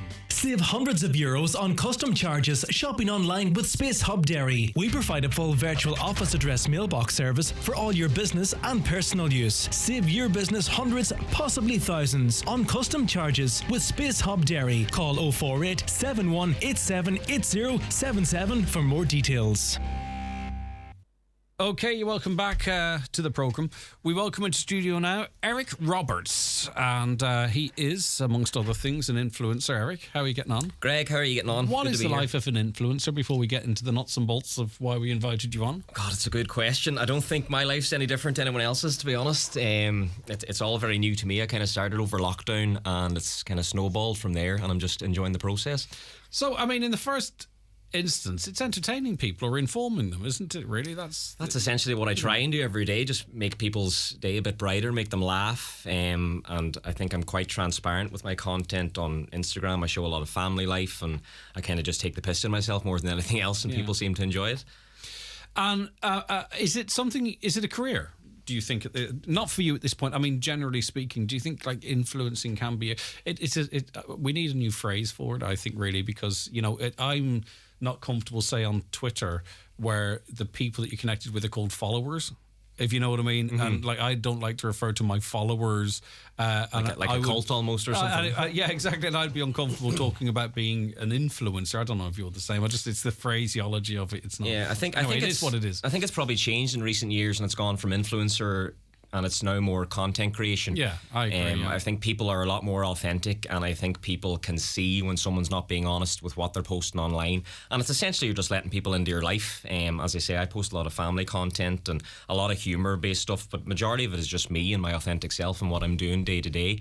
And I think people can see through it when people aren't being very honest. So I think it's gone from my life's so great, look how good I am, I'm an influencer, to now just content creation, and you're going to follow people that you enjoy the content they're making. Yeah, and you talked about in that area, you talked about authenticity, and going back, there were some question marks about people endorsing stuff and all that type. I think the public now is seeing through that a bit. There's a bit of legislation. You're far better off being straight with people, aren't you, if you're in it for the long haul, Eric? Absolutely. I think now when you're kind of building a following online, you're trying to build a brand around yourself, and if you're looking to make any money off it and work with different brands, you have to have a good relationship with the people that are following you. So you have to be honest with them with regards to what you're posting yourself. Where are you getting most traction at the moment? Where's your stuff being consumed mostly? Well, I've around 500,000 followers now on TikTok, and I've around 150, 160k on Instagram, and it all started off with TikTok. I mean, TikTok's incredible for growth. There's always, whatever you're posting online, there's going to be someone that wants to watch it. That's the amazing thing about the algorithm. It's going to reach whoever it needs to reach. And the kind of the Instagram following, it just kind of spiraled over from the TikTok, and I'm now consistently posting on both and really enjoying doing it. The thing with TikTok, and I think the other social media platforms are kind of struggling to catch up with it, in that it tailors the content to you. So if you change what you like, it will follow. You know what I mean? It will give you what you like. Whereas sort of with Facebook and Instagram, you kind of get locked in there. Do you know what I mean? You follow someone or whatever, or you might end up blocking them. You know what I mean? You're having to do the work, where TikTok, it's so clever that it will, if your choices change, or I kind of go off someone or whatever, it'll stop feeding you as much of that. It's very clever. Yeah, absolutely. I mean, it can be used for nefarious reasons as well, of course. But in terms of, it means that if you continue to produce good content that people like, they will get it. Yeah, I think Facebook is quickly becoming like the Yellow Pages, and it's almost very outdated. And I actually deleted my Facebook because all I was doing on it was looking back on old memories and stuff, and I was kind of living in the past, and it was people that I don't speak to anymore, and I'm seeing that they're off in Crete for a week, and I'm not going to speak to this person for another 10 or 15 years. And I think TikTok is still in a very early phase where the FYP, the For You page, tailors to exactly what you want to consume. It can be a dangerous thing at times, because sometimes I'll find myself consuming stuff about crypto or stuff I've no interest in, and it's just the more you watch of it, the more you're going to see of it. But I think it's really amazing that when you're posting on and you're creating content, that content's going to reach people that really want to consume it, and that's the real power behind TikTok. Yeah, and listen, that's where it's at the moment, and still, I mean, there's still some people get a lot of value out of Instagram, but if you note, all the talk seems to be about Twitter. Elon Musk paying $44 billion for it, but the reality is very few people are using it as an influencer platform. Celebs really aren't using it. When you compare it to the amount of traffic on TikTok, for example, globally, very few people are using Twitter. I think the place with the most influence at the moment is TikTok, and I mean not just for 12-year-olds, 25-year-olds. Right across the board. You know what I mean? Some of the, in the wake of that awful tragedy in Turkey and Syria, I was getting most of my hard news and information from TikTok, not Twitter, not Facebook, nowhere else. And I think that's really interesting element to the platform. People love that instant gratification and the video format and stuff. Even like longer form content like YouTube and stuff has taken a bit hit because people are just constantly scrolling and all the information's there in front of you, and you can physically see it as opposed to going searching for it and reading articles and stuff. You're getting like frontline news reports from Syria, from the earthquakes, and it's an amazing footage, and it's just there on your phone, and you can immediately then go on to something else and be entertained by something else. So it's that instant gratification that people are looking for. And I know that other forms, other content now is following suit. They're struggling though. I think there's real estate and stuff now who they've changed their websites to scroll content. Do you know what I mean? You can view a video of the house and you can scroll and scroll. So everyone's kind of following suit now with even Instagram with the Reels. They're following suit. So everyone's kind of following suit with TikTok, and I think it was ahead of its time, and now everyone's kind of following suit with that. Yeah, but I think the YouTube are trying to get into the shorts market. Facebook, of course, already, and Instagram, part of the same company, but they're so far behind. What you're seeing is TikTok videos being reproduced on these platforms, and that's not fresh or new content. People see through that. Anyway, listen, just was really interested to get an overview of the landscape with you, Eric. TikTok is... and all social media is fantastic, and also it's crazy all at the same time. And I think with the emergence of AI, it's getting even more complicated, with deep fakes and the way voices can be changed and all that type of stuff. And bold glamour, we're going to talk about that filter that's out there at the moment. This is something else. Talk to us about this filter. So I was sitting in my dressing gown the other day, and I found this filter, and I thought it was hilarious, and I stuck it up, and I think the video now is on around 5.5 million views, and it was essentially me describing what it was doing to my face. It gave me lip filler and new eyelashes and pearly white teeth, and I just said how ridiculous it was, and I think everyone kind of agreed. They're getting so good now, these filters, Greg, that I mean, you could start an account now with a full head of hair and people would genuinely believe that it's you. Do you know what I mean? It's the AI. And I could move my head around. Absolutely, like, this is not just an image. Like, I could make an account whereby I had hair. Yeah. You know, and I mean, obviously people that know me could call me out, but 100%. That's how good it is. The danger of these things now, probably especially for young women, young girls, is the upkeep of it. So if they do start to put up some content using these filters, they feel like they consistently have to do it because people wouldn't recognise them, and that's the kind of danger side of it. But I think people very quickly realise that these are filters. Do you know what I mean? It's very hard to not see through some of them. I mean, I don't have long, luscious eyelashes or pearly white teeth, so everyone was very quick to jump on and have a laugh with me about it, and I think that's the best thing you do, is have a laugh with them. But I think people could put themselves under pressure to kind of keep the upkeep of these looks. So it's, I'm thinking maybe particularly, young girls, that they could end up, like, I would have concerns that maybe you share them, that it could be damaging in that, you start using these filters, you get your compliments, then do you post yourself or what? The pressure then is on, and it's already so pressurized out there in general society. Then you take it into TikTok space, and I think even the call-outs, people calling you out for it's going to be really quite hurtful. What do we do about that though, Eric? I mean, is this life now? I think, as I said, if anyone has an interest in creating content, putting up their authentic selves, then I think the main thing you need to be is your authentic self. If you fall into the trap of putting up these filters, and some of them are so minuscule that it might just give you a slight tan, or it might give you slightly darker hair, and smooth out your skin. Yeah, and they're so hard to notice them. But it's just best to avoid them early on if you are thinking about getting into that realm, because the more you do it and the deeper you get into it, the more anxiety you're going to feel over not using these and maybe going out into public. And if you do build a bit of a following, meeting these followers, and they mightn't recognise you. So I think it's just best to avoid them. And my only advice to anyone creating content is just be your authentic self and be as honest as you can with it. Yeah, but I think that's your market. You see, this is the problem, because, like, you don't go on TikTok for people to say you're looking fantastic well today. I don't know, sometimes I do. Yeah, I know, but it doesn't make your day or not. But do you know what I'm on about? I just feel for maybe younger fellas, younger girls going on, you start getting those compliments, you know what I mean? And like, you can point the camera at yourself and you can look like the worst day of your life, right? And you can interact with the camera, live video, and look fantastic. Yeah, it's hard to resist that. That is the danger. That is the danger. I think the more you read into it, the scarier a place it can be. But as I say, it's probably young girls and stuff that have the biggest battle with it, because for them to have the confidence to go on and post something of themselves online, but then they're adding these filters and stuff. It can have quite a negative effect. So it's for me, it's just best to avoid them, obviously, but it might be a different story for young girls. Yeah, for sure. And that's the reason why I thought it quite important to talk to you, firstly, to learn a little bit about yourself, Eric, but also to empower parents and guardians to have these conversations with younger people. Because, you know, if the truth be told, how many parents know precisely what's going on online or what's being posted on TikTok? You know what I mean? I think it's gone away from the dances now as much. Do you know what I mean? That we've moved through that cycle, I think.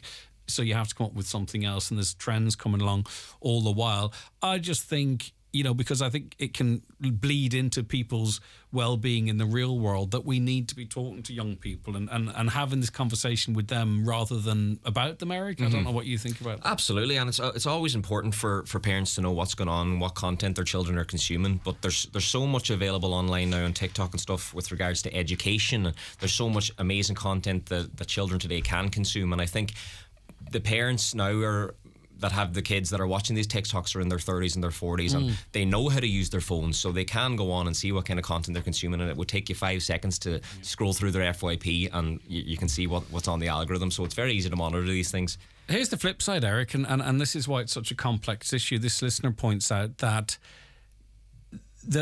many women in terms of body shape, the looks, the clothes, the makeup, that they feel under pressure. They want to use social media, right?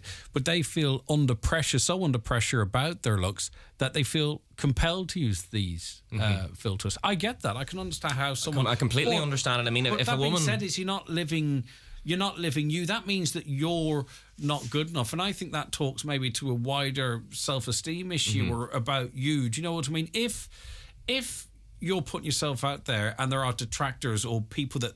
You know, find people that actually believe that you're good enough as who you are, rather than succumbing to that pressure. Because that's a symptom. That's not a solution, as far as I would say. I think with some of these filters, though, they're not necessarily changing the construct of someone's face. Like a woman can go and get her tan or her makeup and her hair done for a night out.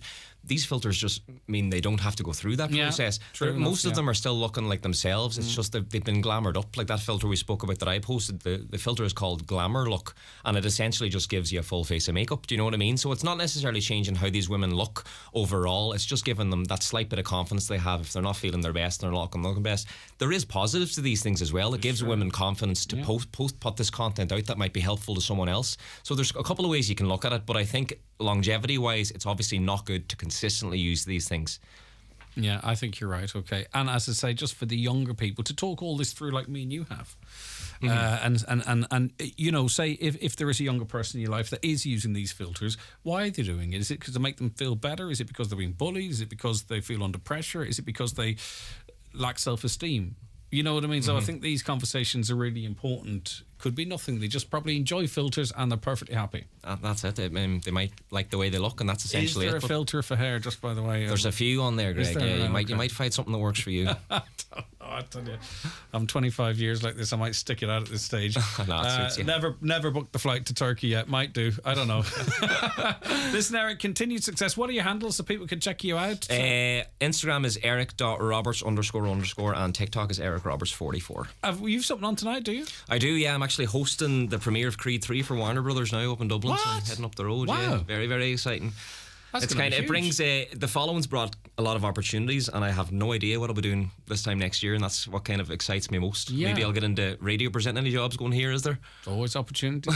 We'll have a wee audition now. Welcome back to Highland Radio. Eric Roberts and Greg Hughes here. Up next we've got ABBA. Gimme, gimme, gimme. Well, if I was the hire and fire, you know, you can't beat eagerness, and you've done it there. That's your audition. Why not, Eric? So that's a cracking gig to get, because it's a huge film. It's been heavily pushed over the last few months. So you're gonna be on the red carpet, or yeah? So it's only kind of recently I've got into the presenting, comparing kind of thing, is it? Yeah. So it's I'll be basically introducing the movie to the B and C-list celebrities that might be there. I don't think Michael B. Jordan himself will be there, and I think I'm bringing my mother. She's hoping he's going to be there, so we'll see. I think it's fantastic. Well done. And I'll tell you, I was chatting to Marty Morrissey yesterday on this programme, and it's kind of a bit of a hobby horse for me.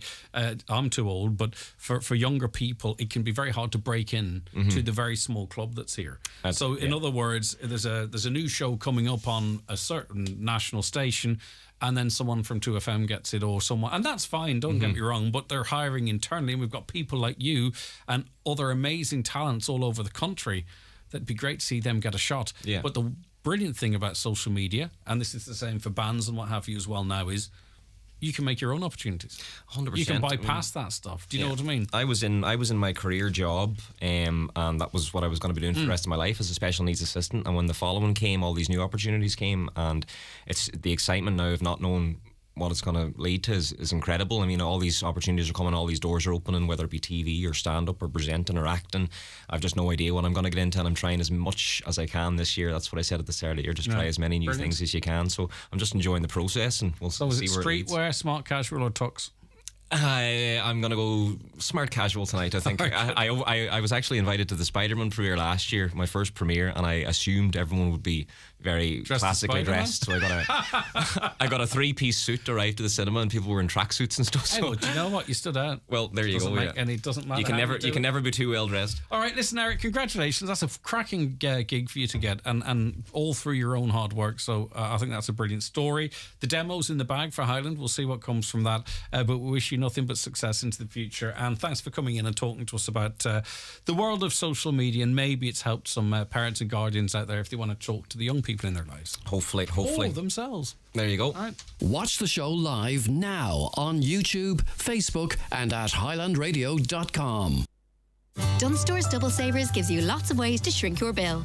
Save in the aisles with half price on a range of tasty high-fibre breakfast cereals, like Kellogg's Bran Flakes and Fruit and Fibre.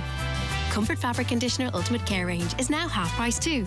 And stock up on soft drinks. 12 can packs of Pepsi Max and 7-Up are now just €6 each. Then save again at the till with our 10 or 50 grocery vouchers. Shrink your bill with Double Savers. Dunnes Stores. Always better value.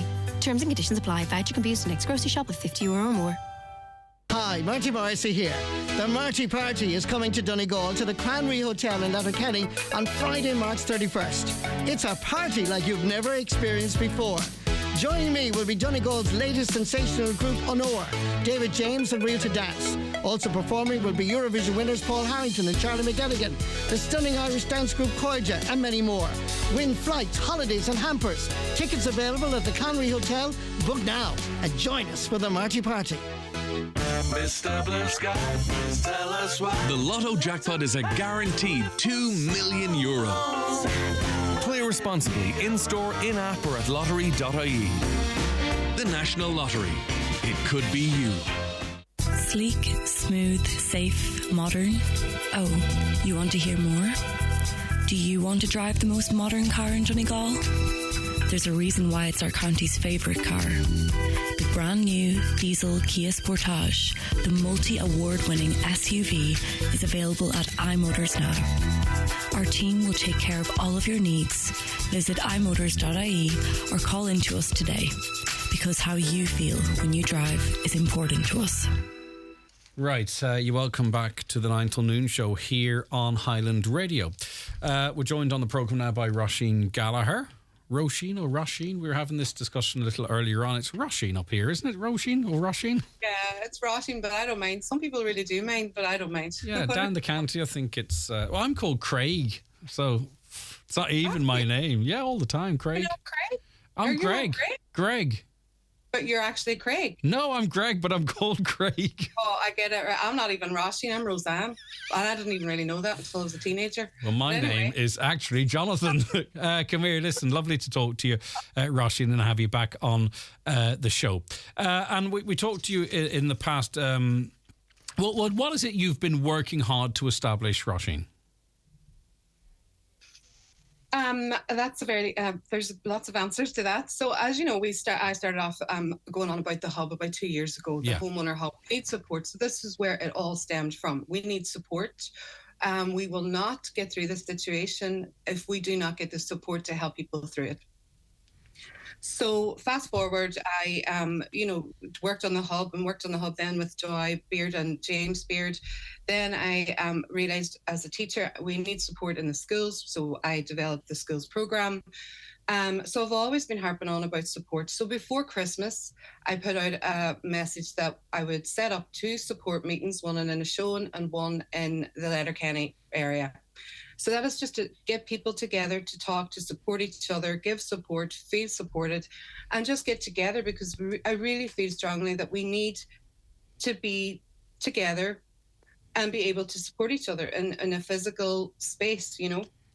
So going from then, that meeting, started organising the venues, spoke to Brian Margie because I wasn't sure about venues in Letterkenny.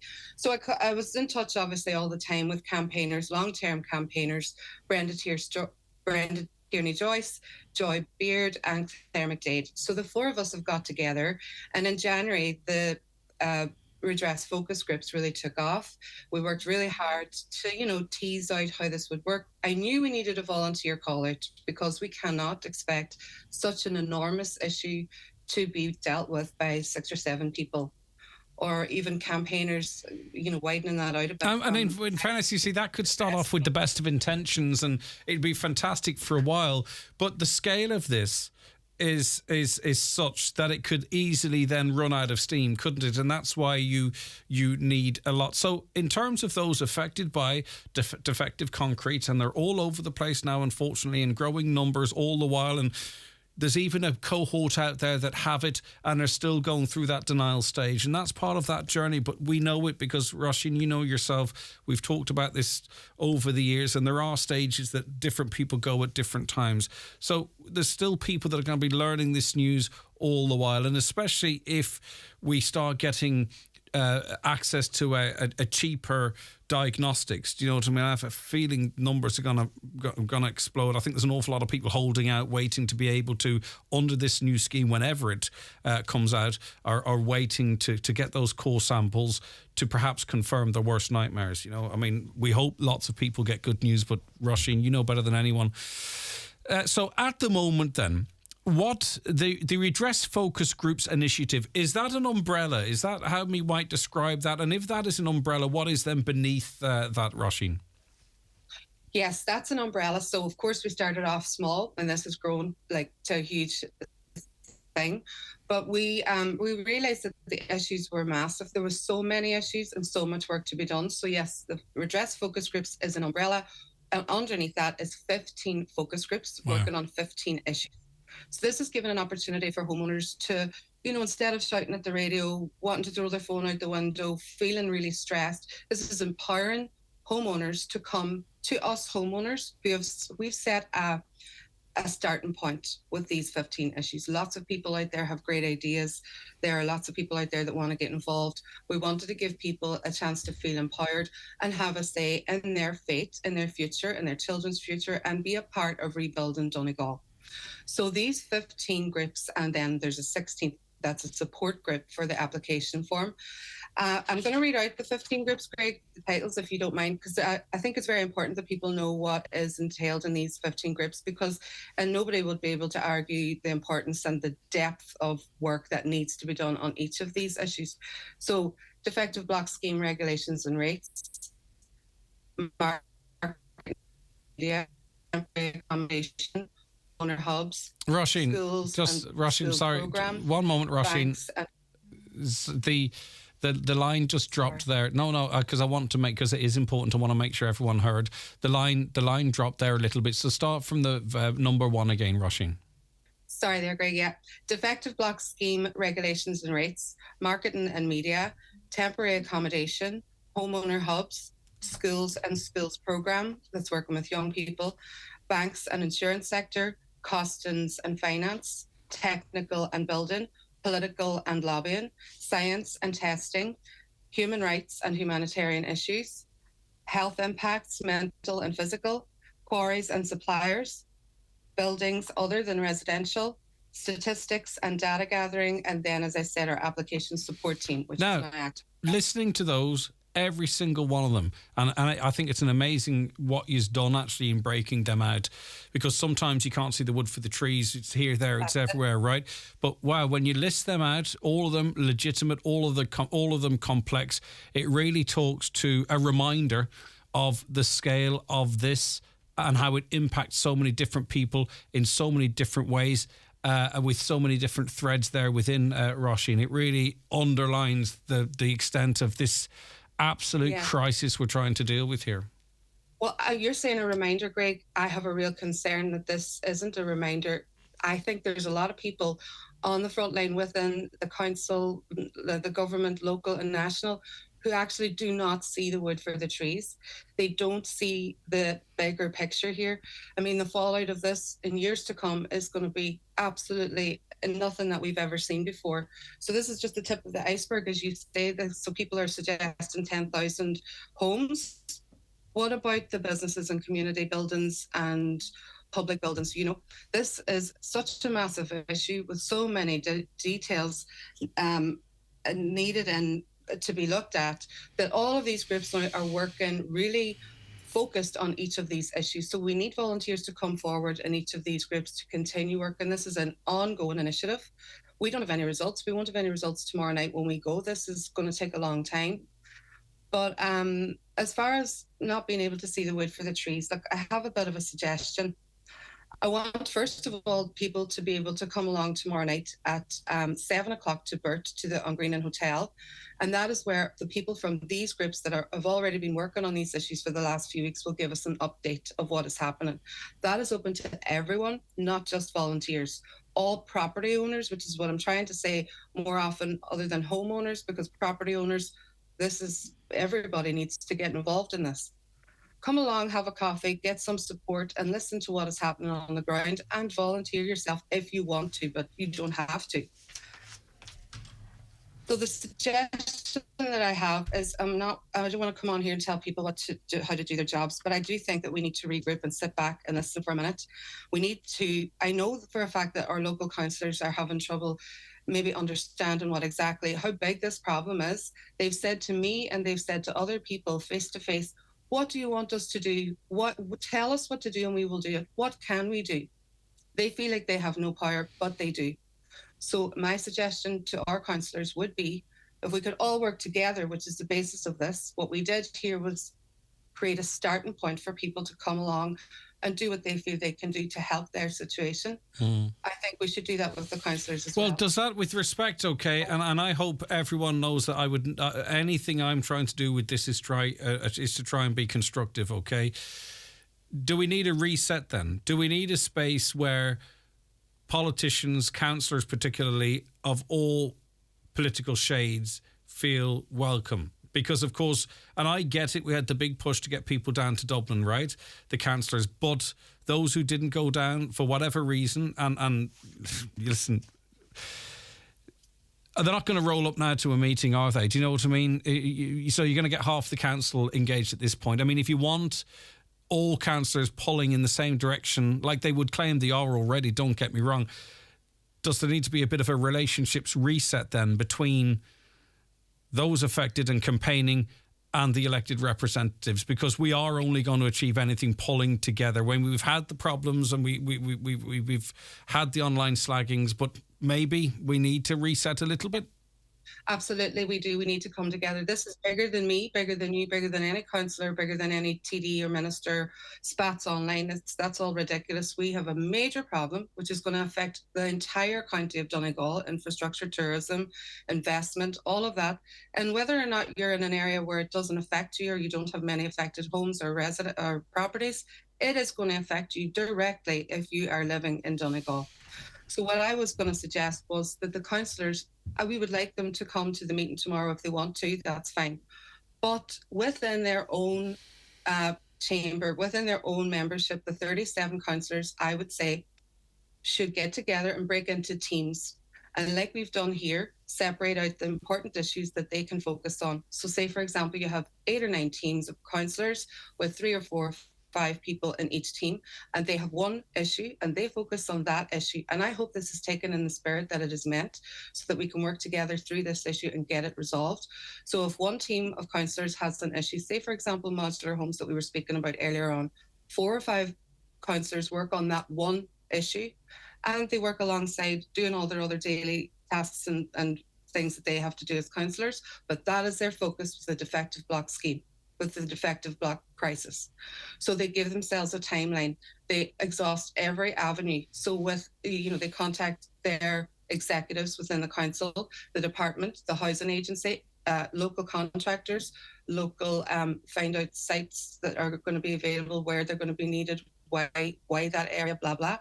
And then they give themselves a timeline. Say three months, they figure out where the sites are going to be. 6 months, those temporary modular homes begin to be built, and they do not stop focusing on that one issue that those group of councillors work on until that issue is resolved. Yeah. Like I think that's sorry, Roisin, there's a delay in the light. It's not you. It's a delay. It's not you. I know exactly where you're coming from, and I think in an ideal world that's the way it goes. But in certain areas of the county, you might not get the benefit of dedicating so much time to defective concrete because it might not be the principal issue.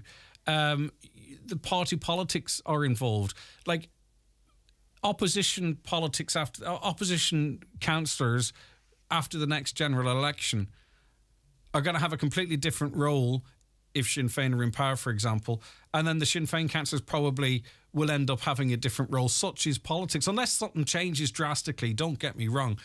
And then there's a lot of people out there, Roisin, and I don't want to be negative, who feel that as far as this government is concerned at this point now, they believe they've done enough. For right or wrong, they believe they've done enough.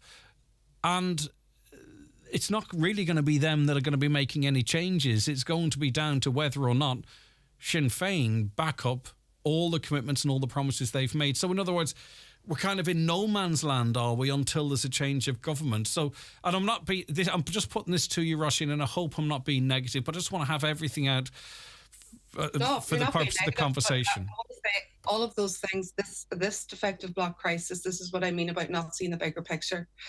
This transcends all of what you just said.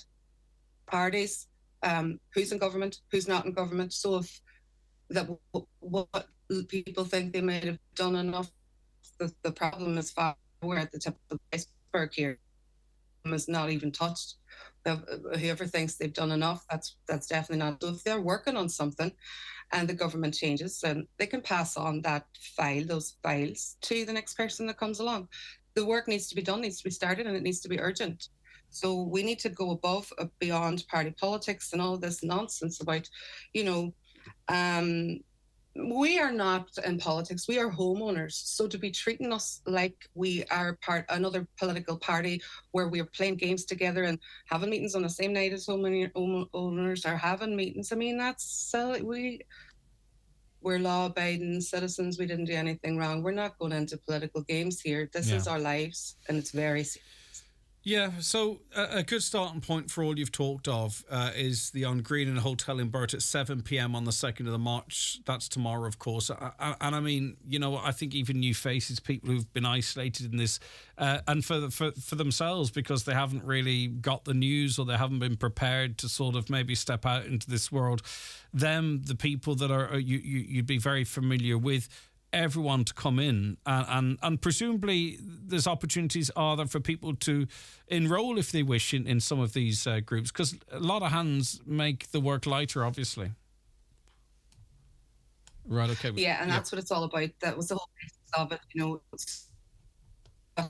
an email address. If you can't make Burt tomorrow night, you can email at any stage, redressvolunteers@gmail.com, and you can sign up tomorrow as well if you want at the meeting. But as you say, Greg, a lot of people are burying their head in the sand, and I've been saying to people, keep your head there if you can, because it's hard to campaign all the time like this. But if you feel like when you're ready to come forward, this group will be there waiting for you if you want to take part in being a part of the solution of rebuilding Donegal. Yeah, okay. And listen, Roisin, you're solution-focused and a tireless campaigner yourself as well. You've an awful lot else going on, I'm sure. So I've nothing but admiration for you. We have contact numbers here. We have that email number there. Try and get along to that meeting tomorrow evening. A lot of good work's already been done and established in the Redress Focus Groups Initiative umbrella and the 15/16 strands that fall beneath that. It's just a case of getting everyone involved and not giving up and not sort of... but then again, not giving up. Feeling empowered is really the message. Working together to be stronger and stronger, and so that we tried the protests. We did the protests. A lot of good came out of a lot of work that everyone has done up to date. But we've a long road ahead. So this is just another maybe coming together in another way other than protests, we can feel like we're being proactive and we're being a part of the solution. So like some of the things that are coming out of the grips is unbelievable, some of the work that's being done. So the banking sector, insurance sector. Another big huge one is, and it's an issue that one of the councillors could take if they decide to, work with the idea that I've put forward, is we do not have an accurate number or detailed amount, a detailed account of the amount of properties that are affected, the types of properties that are affected. And if we had that statistic, which should have been done on day one, we can do so much with that in terms of a structure going forward, how we focus on different aspects of this campaign when we know how many people are actually affected, how many public buildings, how many businesses, and all of that. So that is a real important task if people could take that on. Yeah, and we've seen shades of that in the past, but as you say, agricultural buildings, social housing, factories, community halls, private residential properties, yep, definitely. Okay, Roisin, listen, thanks very much for your time. I really appreciate it. What's the Facebook group that people can get more information and stay updated with as well, Roisin? We're on Facebook and we're on Twitter. Redress focus groups is where you'll find us. And we don't want people to think that we're a new group or a separate group. We're literally 4 homeowners who organise this. So we're all in this together, as I say. We work very closely with, we can give information to MAG. They support this. And we work very closely with Paddy Diver and Lisa Doherty on the 100% Redress group. But we're not under those as such. We're homeowners. I think it makes a great deal of sense to branch out. Not disconnected from, but to branch out, because this is a specific. At the very least, it just means the posts are focused on one particular thing. Which is, even for that reason alone, it makes a lot of sense. Okay, listen, Roisin, keep up the good work. Thanks for your time. I do appreciate it. Thanks. All right, take care of yourself. We'll chat again. All right, bye. That's on Green and Hotel in Burt tomorrow at 7 p.m. New trainers from your favourite brands at Brian McCormick Sports, Brooks, Asics, On Running and Hoka. New Hoka Clifton 9 has a wider toe box and it's softer, giving you that Hoka spongy feeling, making your run more responsive. Step into our safe size experience, have your feet measured and update your gait analysis. Brian McCormick Sports, Main Street, Letterkenny. Look the part, play the part on bmcsports.ie. Every night can be steak night with M&S. Choose from a selection of succulent Irish steaks, plus a delicious side like chunky chips, and top it off with your favourite sauce. All for just €15, making any night in for 2 feel that little bit more special. Available in store now. This is not just dine-in. This is the home of dine-in from M&S. Nutria's XL Yo with Lamb and Nutria's Yo with Lamb Crunch are both formulated to ensure a vigorous lamb and excellent milk yield. Avail of our lambing season offer. 25 kg bags, buy 10, get 1 free, with €10 off per tonne in bulk. Available at your local Homeland store. Visit nutrias.ie for full nutritional information. Choose life. Choose fun. Choose not sitting at home getting bored. Choose something better. Something really fun. Choose Fundamania. Coming to the Brunswick Movie Bowl from March 3rd. Choose regular, junior or family wristbands and enjoy some of Europe's top thrill rides. Choose fun for all ages. A legendary Fundamania event, 3rd to 19th March. For details, see fundamania.co.uk. Highland Radio weather updates with Ireland West Airport. Fancy a European city break this summer? Discover the beautiful cities of Barcelona, Cologne and Milan with Ryanair. 6 flights a week for summer 2023. Ireland West Airport. Don't just take off, take it easy. Rightio. A cloudy but dry start to the day. Later, the cloud will break up with some bright and sunny spells developing, staying dry through this evening with top temperatures of 7 to 9 degrees. A little more cloud will build through this evening. Largely overcast night, but it will stay dry. Light easterly breezes will die out with temperatures overnight dropping down to 0 to 3 degrees. A touch of frost is possible under any clear breaks in cloud. Okay, we're going to be talking about all things beekeeping after 11. Stay tuned for that. Chris Ashmore's going to be joining us. Of course, you'll hear him on sports bulletins here. Long career in newspapers as well. But he's got something else. A lot of you already are familiar with it, but it's a new... I don't know how to frame it. But anyway, it's about exercising. We're going to be talking to Chris about that and other stuff as well. That's part of Wellness Wednesday. So stay with us. As I say, Fergal, chair of the Northwest Beekeepers Association, is coming up after 11 as well. Greg, can you please ask, under the new scheme, is cost for testing still going to be €6,000 to €7,000? No, it's not. I don't want to misrepresent the situation, but I'm pretty sure that there'll be a visual assessment that will have to take place. So in other words, an engineer will have a look at your property and say, yes, this is potentially a candidate, and then I think it's a cost in the region of €600 or €700 for testing. So it's going to be 10% of what it was there or thereabouts, I believe. Now, there are people listening that can correct me if I'm wrong, but that all happens when the actual scheme is in situ. My children go to the secondary school in Donegal. I think COVID is being used as an excuse to save money. Our children's classroom windows are open all day, every day. No heating is put on. The kids are frozen, and my children are constantly off sick. Is this now? Is this in 2023 still? Windows open and no heating on. Another caller says 10 years should be given as mandatory sentence for all who break into houses. Animals also have to be safe in their homes. Then, on leaving jail, half payment to live on for 5 years, other half to go to victims. That will put a stop to it. Punishment needs to fit the crime. Yes, I'm not sure what you're referring to, but time and time again we see where really quite violent crime happens, encroachments into people's properties, assaults, and initial slap on the wrists, seemingly, and then you wonder down the line what sentencing might be handed down, or sentences that we have seen in the past. Not a great deterrent, I would argue. I'd agree with you. What point, this caller says, what point is there with Dara O'Brien coming to visit Micah homeowners? Leo was here, Micheál Martin visited, and if they didn't do anything, what is Dara going to do? Makes no sense, believes that listener. Okay, news on the way. Are you involved in a community or local project with a digital element? You could be eligible for the .ie Digital Town Awards. Visit weare.ie by March 3rd to enter. Right Price Tiles and Wood Flooring are 25 years old, and to celebrate we're offering up to 70% off across all tiles, wood flooring and bathware. And each week 25 lucky customers will win their order for free. That's right, for free. Right Price Tiles and Wood Flooring, up to 70% off birthday sale now on. What does the green economy mean for your business? How can you unlock your business digital potential? The Department of Enterprise, Trade and Employment is holding a free Building Better Business event on Friday the 3rd of March at the Atlantic Technological University in Letterkenny.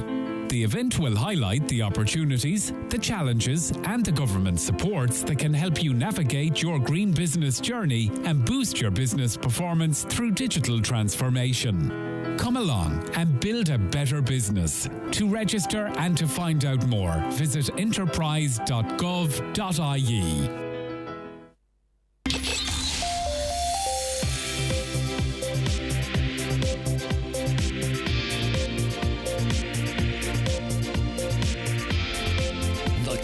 #1 talk show, the 9 till noon show on Highland Radio.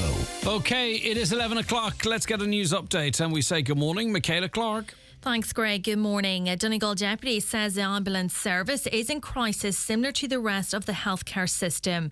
Deputy Thomas Pringle has called for at least 3 additional ambulances and crews to be delivered to Donegal. Calls for a public inquiry into the killing of Donegal man Michael Leonard are stepping up.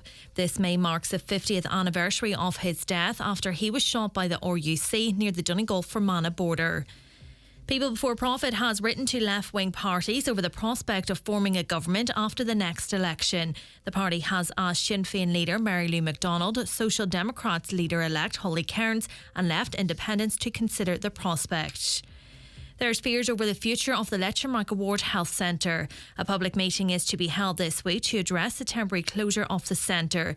The meeting will get underway on Saturday at 8 o'clock in St Bridget's Hall. A group of 4 women from Inishowen have formed the redress focus groups to deal with issues they face as defective block homeowners. The groups have established 15 focus groups in relation to 15 major issues. A meeting is taking place tomorrow evening at 7 o'clock in Angreenan Hotel Birch, which will showcase progress made by these groups as well as offer the opportunity for other homeowners to join and have their say. An Inishowen councillor says he will keep the pressure on to ensure the full reopening of Carndonagh Community Hospital as soon as possible. A number of beds at the facility were closed following a HIQA inspection. Inspectors raised concerns over fire safety and highlighted issues with the premises as well as the decoration of the dementia unit. And the chair of the Lifford-Stranorna Municipal District says there must be flexibility in the way Uisce Éireann and its contractors deal with traffic when works get underway on the Ballybuffet-Stranorna wastewater scheme later this month. An online meeting is taking place involving the contractors and local business representatives. Those are the latest headlines. We'll be back with an update again at 12 noon. Thank you, Michaela.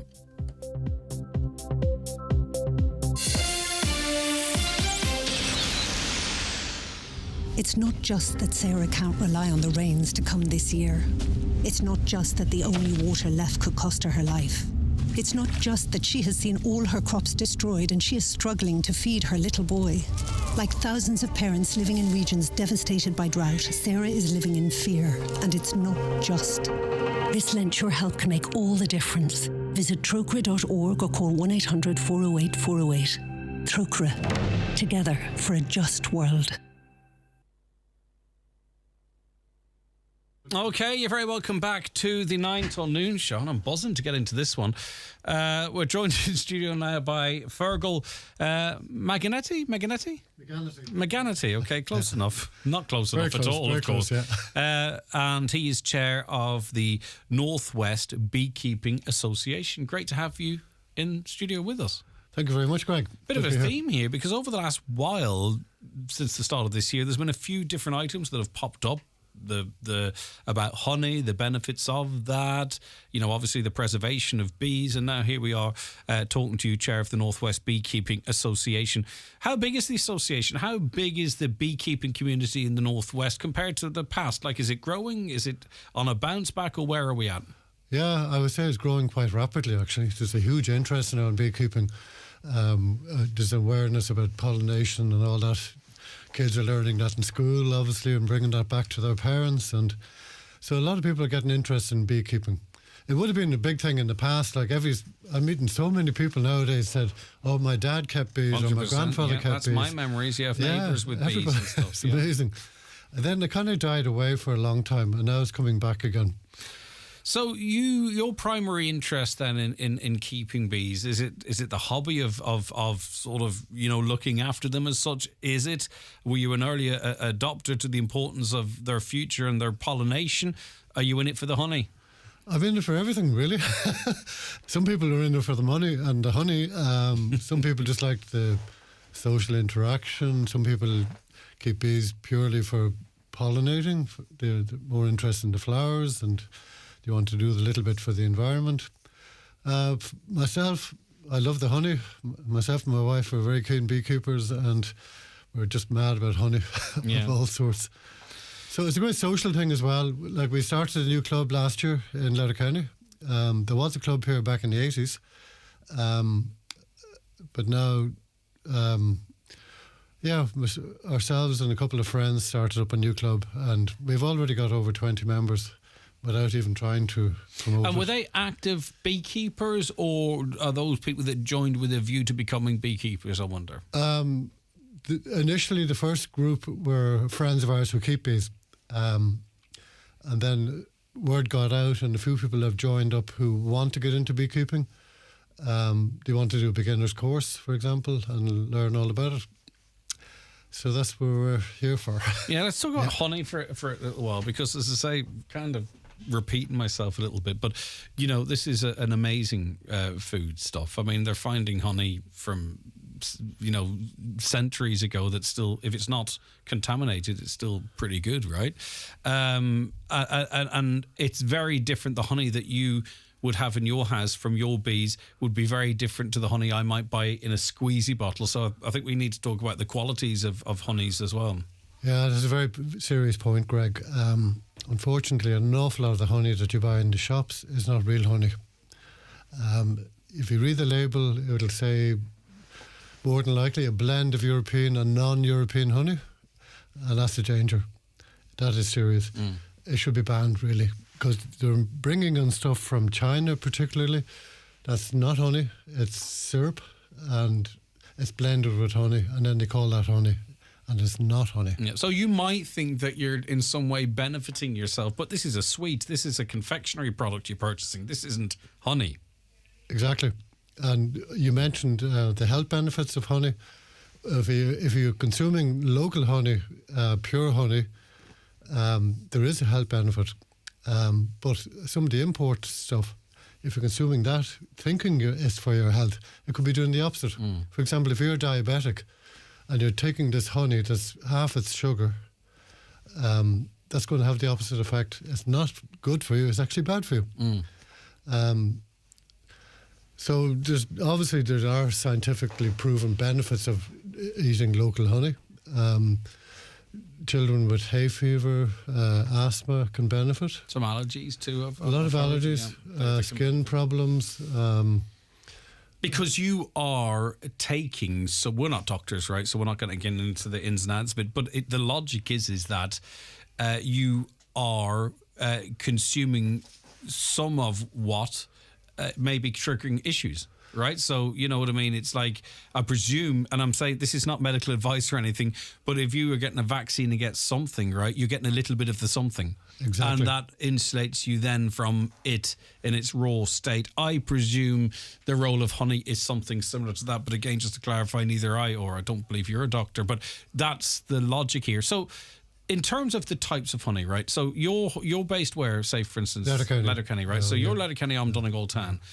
The honey I produce from my bees, if I had them, is it going to be the same as your honey? In other words, what dictates it? Is it the plants of which the bees visit? It is the plants, yeah. The bees go out to obviously any flowers that are out there. So the flowers in my area could be different to the flowers in your area. Being in town is actually a benefit, believe it or not, because there's so many gardens and the people are growing a huge variety of flowers and trees. So your honey doesn't taste of coal and petrol then, no? Exactly. the bees will fly up to about 3 miles radius.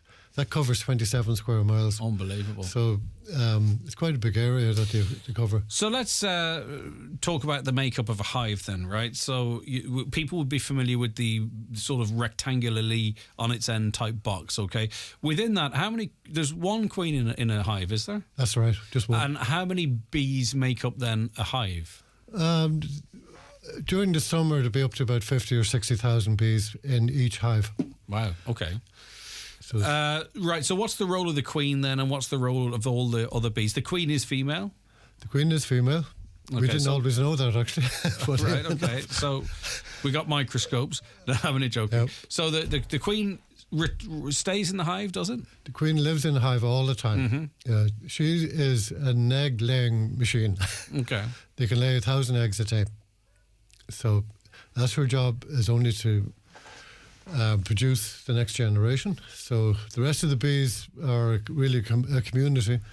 They have various roles to carry out, and they look after the queen as well. So they keep her nice and healthy. Just keep her, as long as she's producing eggs, they'll keep her. And if the queen dies, what happens to the hive? They'll produce a new queen. Okay. Yeah. Right, okay. No one's irreplaceable. That's what they keep telling me here. It's quite unreal what actually happens. From an egg that the queen has laid, they can make a new queen from that egg. Now, the egg is no different to any other egg. It's purely the diet they feed her on, which is royal jelly, which you've probably heard of. So she's fed on a diet of royal jelly, and this produces a bee that's about 4 times the size of a regular bee. So she's quite big. So when in a hive, right, so you have the honey, right, and then there's a wax on the side of the honey. So what is happening there? What is nature doing there? Now, you're able to pull these slats out, obviously, and harvest that, but what do the bees think they're doing? Well, the bees are producing food for themselves, but they also produce an excess. And they're actually the only insect or actually only animal that produces more than they actually need.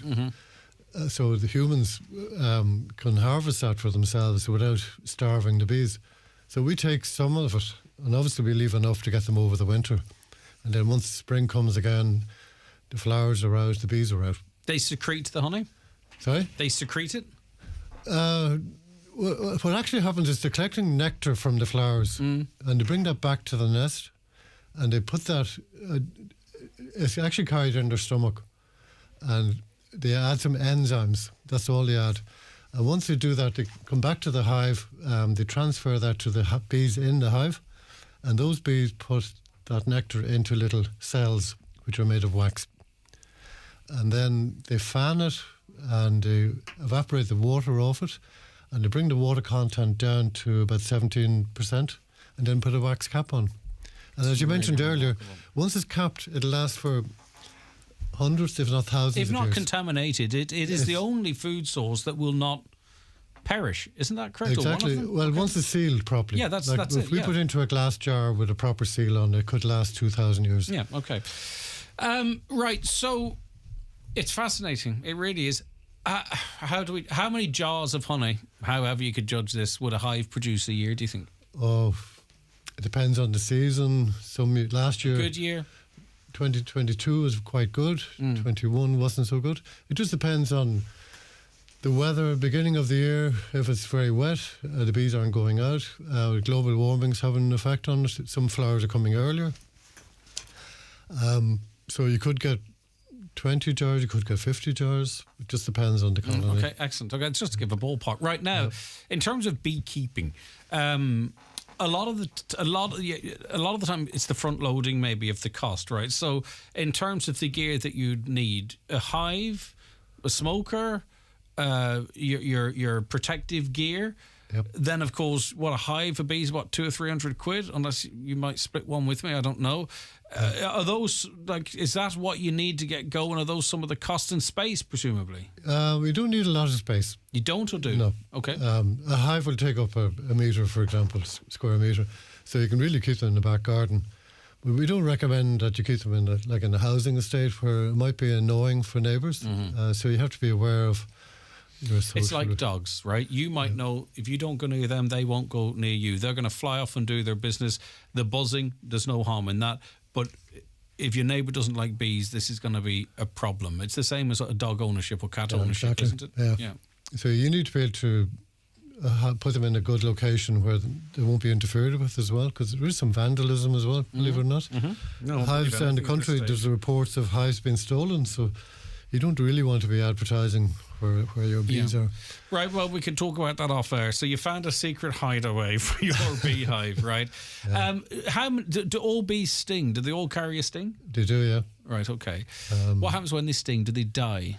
It does, unfortunately. So they lose the backside and that's the end of it, right? But they won't generally attack people. They go about their own everyday business and they get to know you, don't they? I've known people who keep bees that that forego the protection because they use a little bit of the smoke, if that's the correct terminology, and the bees become accustomed to them. Or is that a myth and they're just incredibly brave? I don't think it's been proven scientifically yet. Right, there are things that people say that they don't like black, for example. Like I had a friend, a beekeeper, came into my garden and he was very protective of his head, and I said, "What's wrong with you?" He said, "My black hair."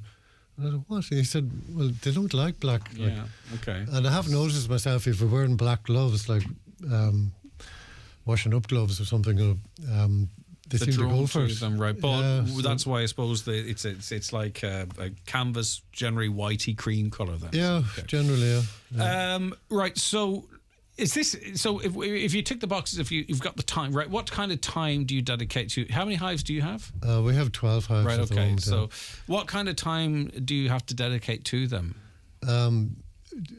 From the spring onwards, you need to be there every week. You need to inspect the hives for every week, once a week. Yeah, it's not a huge commitment. No, so it's a commitment during the summer. Now, the winter time, you don't really do much.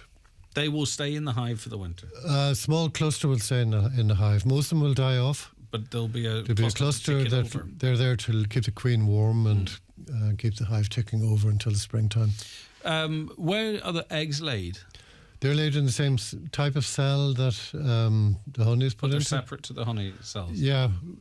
Okay. Well, generally in what we call the brood box, the eggs are laid in the middle, and on the outside of the frame there will be cells containing the food.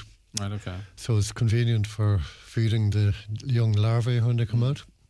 Because we talked about the benefits of the amazing properties of the honey, but the wax in itself is an amazing produce.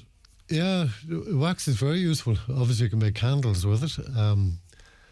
My wife, Svetlana, she makes some creams, face creams, with using wax and a few other ingredients. Polish? It's an used effective for polish. Great for. I do wood turning myself, and we use a wax polish. Yeah, there you go. All right.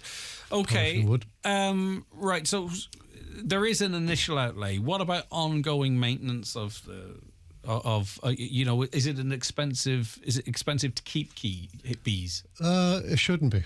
Once you're established and you have bought all the basic equipment, but it's like a lot of things, hobbies, you find more things to spend money on. They say if you want to make $1 million in beekeeping, spend $2 million. Yes, okay. But you're going to be down $1 million. Right, okay. And I think it's one of those areas too. There's a lovely community of, and you have done that through creating the association. But there's a nice community of beekeepers. I think you support each other, and we've made a lot of very nice friends, good friends, new friends over the last couple of years. And that's the idea of starting the club here in Letterkenny. That we want to be able to reach out to other people who are starting beekeeping, to act as mentors and to help them along in their journey, in the beekeeping journey. And we're all very friendly, and we all get on very well with each other, and we meet every month now. We have a meeting place down Chagas, down the high road in Letterkenny, so they've given us a room free of charge. It's great. So we're starting a beginner's course now shortly, so we wanted to have our first public meeting is happening tomorrow night down in the station house, and we want people to, we really want to just tell them what is involved in getting into it before they commit. So there's a lot of things they need to be aware of. Of course, like anything. I mean, but if you were taking up kayaking, you need a kayak, you need a paddle, you need a life vest, you need to know where you can go, you know what I mean? Exactly, so anything you want to participate in. But the thing is and what's good about associations and groups and meetings, you don't have to figure it out for yourself, because there are other people, friendly people like yourself and others, who want to assist and offer advice and support and say, well, this is what you need, or that's what you need, or that's not suitable, or I heard such and such is doing this, that and the other. I presume there's a good secondary market for a lot of the hives and gear and what have you as well. So tomorrow night's meeting, Thursday the 2nd of March at 8 p.m. in the Station House Hotel.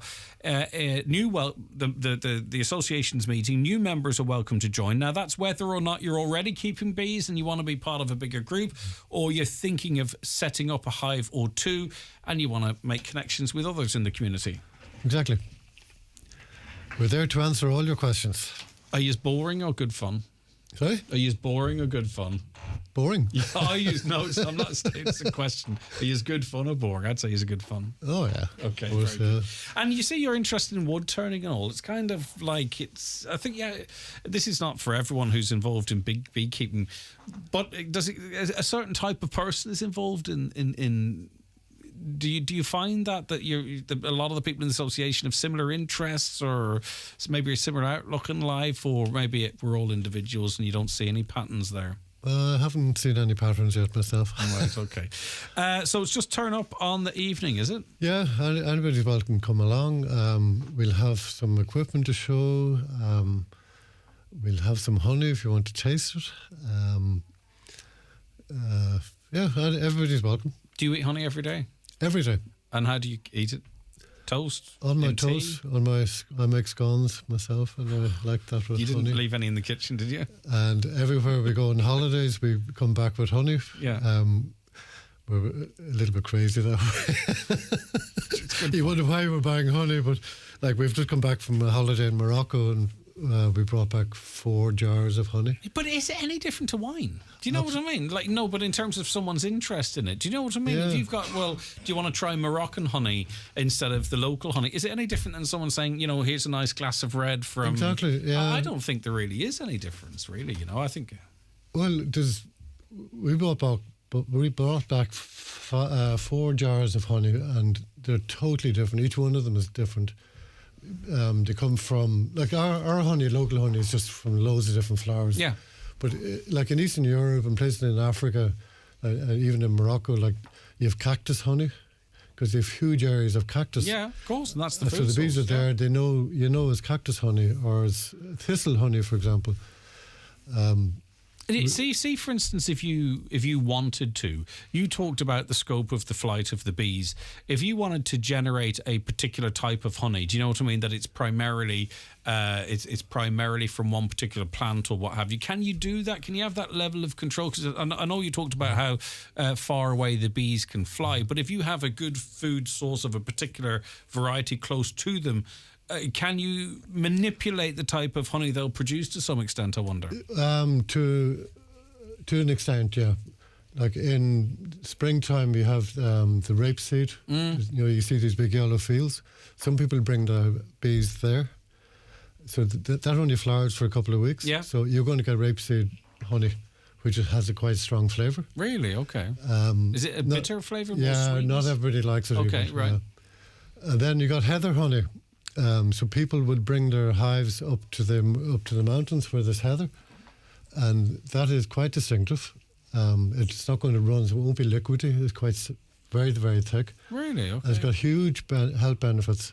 In actual fact, it's been proven to be better than Manuka, the famous Manuka from New Zealand. Okay. They've done research in the universities in Dublin, and they've analysed everything that's in Manuka honey and what's in heather honey. And the heather honey is actually better in some respects. Well, it's great. So I can understand how you get into it. Yeah. And I can understand how you go to Morocco and come back with a couple of jars of honey as well. I get that. Do you sell your honey? I do, yeah. Because someone local's looking for 340 grams of honey. Where do you sell it? Do you sell it from your own property, or do you stock it somewhere? I sell it from my own house.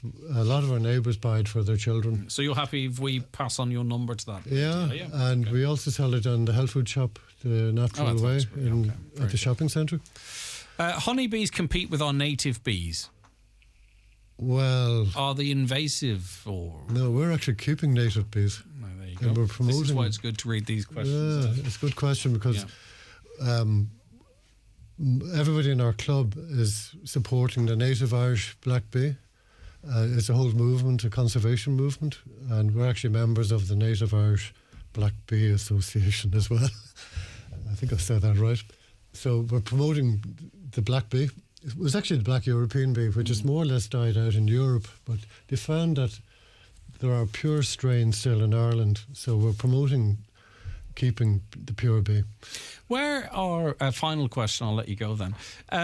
You obviously use are keeping bees, but if there's obviously lots of bees out there in the wild, right? Yeah. Where do they build their own hives, or in tree trunks, for example, hollowed out tree trunks.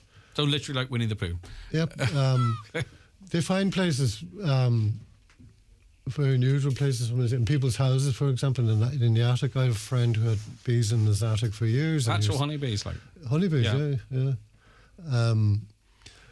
Yeah, lots of strange places. Excellent. And low traffic areas, places where they're safe and all.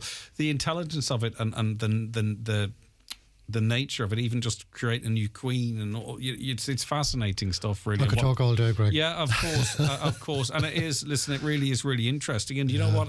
I think it's something, Fergal, we should revisit or do a podcast or something, because as I think a lot of people are interested in this. It's just getting the pathway and the support to do it, you know, because it is something was far more common in the past. And yeah, okay. It was a little bit easier in the past. I mean, a lot of people, like farmers, would just have a hive.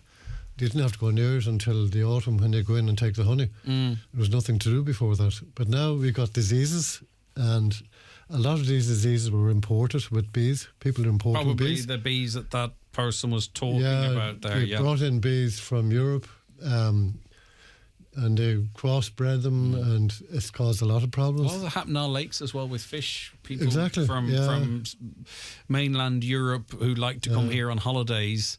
Yeah, it's a big importing problem. Fish, certain types of invasive fish, getting rid of your local brown trout, for example, and what have you. So it's not just in the bee community, but obviously they're flying around the place. Squirrels and deer who were introduced here, and even plants. Some plants, a lot of plants introduced that are damaging to the environment. Knotweed, etc.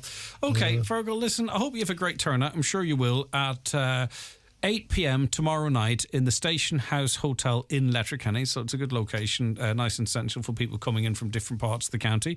And we wish you every success. I'm fascinated by it. People can email nwbeekeepers@gmail.com. We've got other contact information here as well, because people will know our number off the top of their head.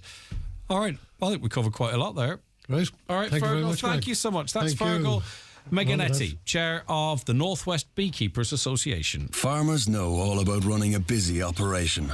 They have their own instincts to help, of course, as well as centuries of experience handed down from one generation to the next. And then there's new ideas and innovations that are helping farmers work smarter today and safeguarding their farms for tomorrow. AXA Smart Farm Insurance is here to help too. In fact, it's the only policy where you can benefit from discounts of up to 30% if you have a low claims record. For a quote, search axa.ie/farm. AXA. Know you can. Terms and conditions apply. Claims free in your farm for the past 3 years. Windscreen claims are excluded. AXA Insurance DAC is regulated by the Central Bank of Ireland. McGee of Donegal Outlet has just got bigger and better with new lines added. Enjoy up to 70% off McGee 1866 men's and women's clothing and accessories. Shop suits, jackets, coats, knitwear, shirts, trousers and more. Don't miss the outlet in-store at McGee of Donegal, the Diamond Donegal town. Fancy something a wee bit different this weekend? The Walled City Markets are back this Saturday from 11 a.m. at Guildhall Square. Unique handmade crafts, mouth-watering local artisan food and tasty treats. Support your local traders this Saturday at Derry's Walled City Market. See derrystrabane.com/markets for more info. Watch the show live now on YouTube, Facebook and at highlandradio.com. Stop Highland Radio are going to Scotland from Monday the 1st of May to Thursday the 4th of May with the very best of music, and we would love for you to join us. Staying at the 4-star Crown Plaza Hotel in Glasgow, we are bringing with us some of the biggest country stars, including myself, David James, Declan Ernie and Robert Mazzell, to name a few. You will enjoy luxury travel to Glasgow, 3 nights dinner, bed and breakfast with music and entertainment each evening. Join us on the Highland Fling to Glasgow this May for only €575 per person. To book, call Highland Radio today on 074 91 25000. Early booking is advisable. Single supplement applies. Derry Strabane Enterprise Week is back Monday 6th to Friday 10th of March. Gain practical solutions to support business startup, growth and innovation with key industry leaders. Take part in panel discussions and networking with a free programme of events. Full details at derrystrabane.com/Enterprise Week. BizPrint now offer printed mugs, cotton bags, rulers and pens. They make printing easy and affordable with quality colour printing to suit all businesses and budgets. Call BizPrint in Letterkenny on 917795 or visit bizprint.ie. Are you building, rebuilding or simply improving your home? Come along to Donegal's premier gathering of home building professionals in the Northwest, Donegal New Build and Rebuilds 2023. It will take place in the Mount Erical Hotel, Letterkenny. Admission is free to this 3-day event from March 10th to March 12th. This ad is kindly sponsored by AIB Letterkenny. Okay, you're welcome back to the programme. It's Wellness Wednesday, and in studio with us is Chris Ashmore. Hi, Chris. Good morning, Greg. It's great to have you with us. How are you keeping? Very good indeed. And you're very resplendent in your Smoothie. Smoothie, yes. Smoothie yes. Branded outfit. All right, bees is to one side. I still have the bees information in front of me. Chris, this is a bit of a departure for you, isn't it? Because people know you've had a long, illustrious career in newspapers. You obviously are a regular contributor to Highland Radio in the past and continued to be so. How did you then become an advocate and a trainer with this fitness product? Because I haven't seen it before, but that doesn't... We'll talk a little bit later on. Haven't seen it in Ireland before, but in much of Europe, people are very familiar with this. So do you, as much as you're comfortable with, tell us your pathway into becoming this person now.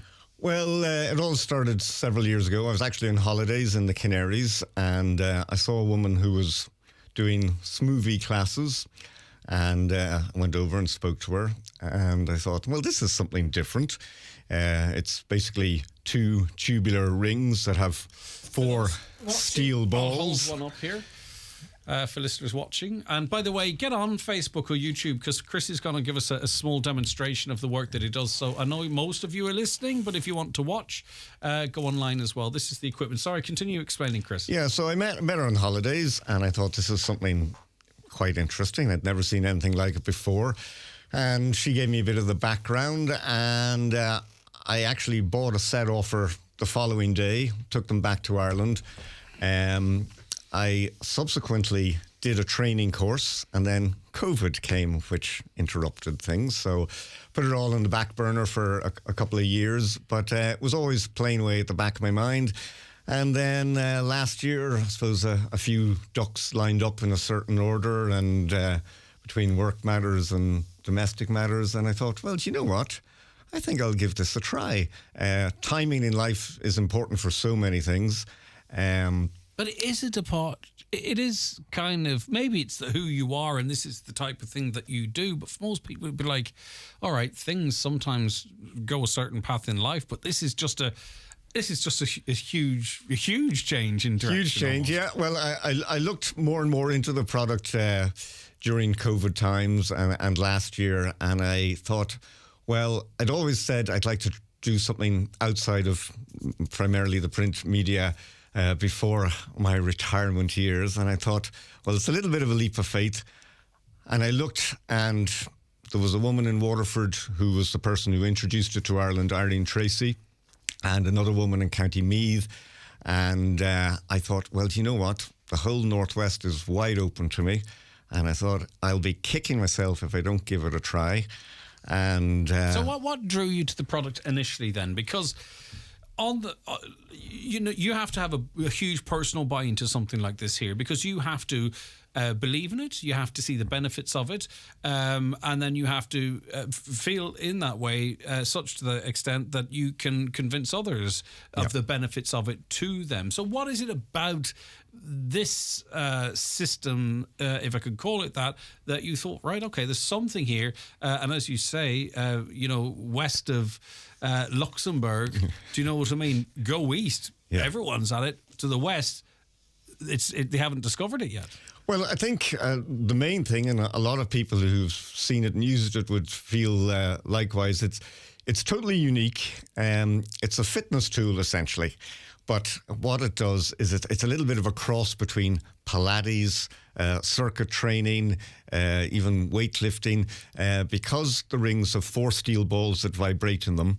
That sends a frequency up your arms. I'm not going to get too technical about it, but it stimulates the cells, it activates the muscles, and you actually can activate up to 97% of the muscles in the body.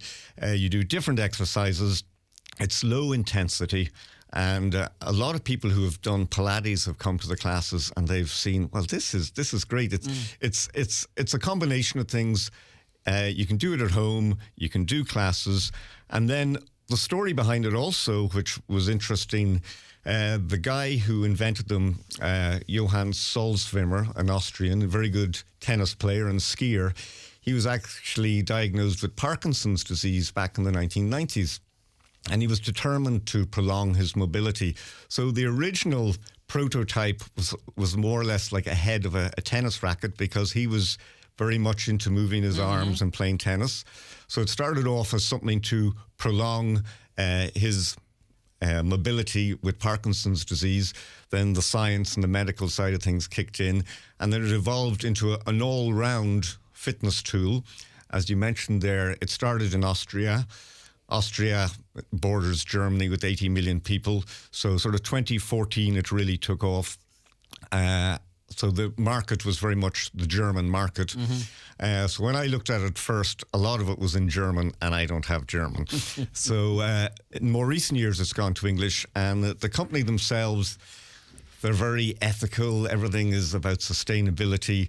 The rings themselves that they manufacture are still in the hometown where it started. They could have outsourced it to China, but there's people with mild physical disabilities involved in the production process. So it ticks so many boxes. And Is the benefit of these rings the vibration and the activation of muscles more so than the resistance, or were they offering resistance as well? Because in the brief time I was moving them, it kind of works with you and then it pulls against you, and not in any aggressive manner, but presumably there's a resistance element to it as well, is there? Absolutely, and we hear a lot about resistance training at the moment. So depending on the moves, you can create resistance.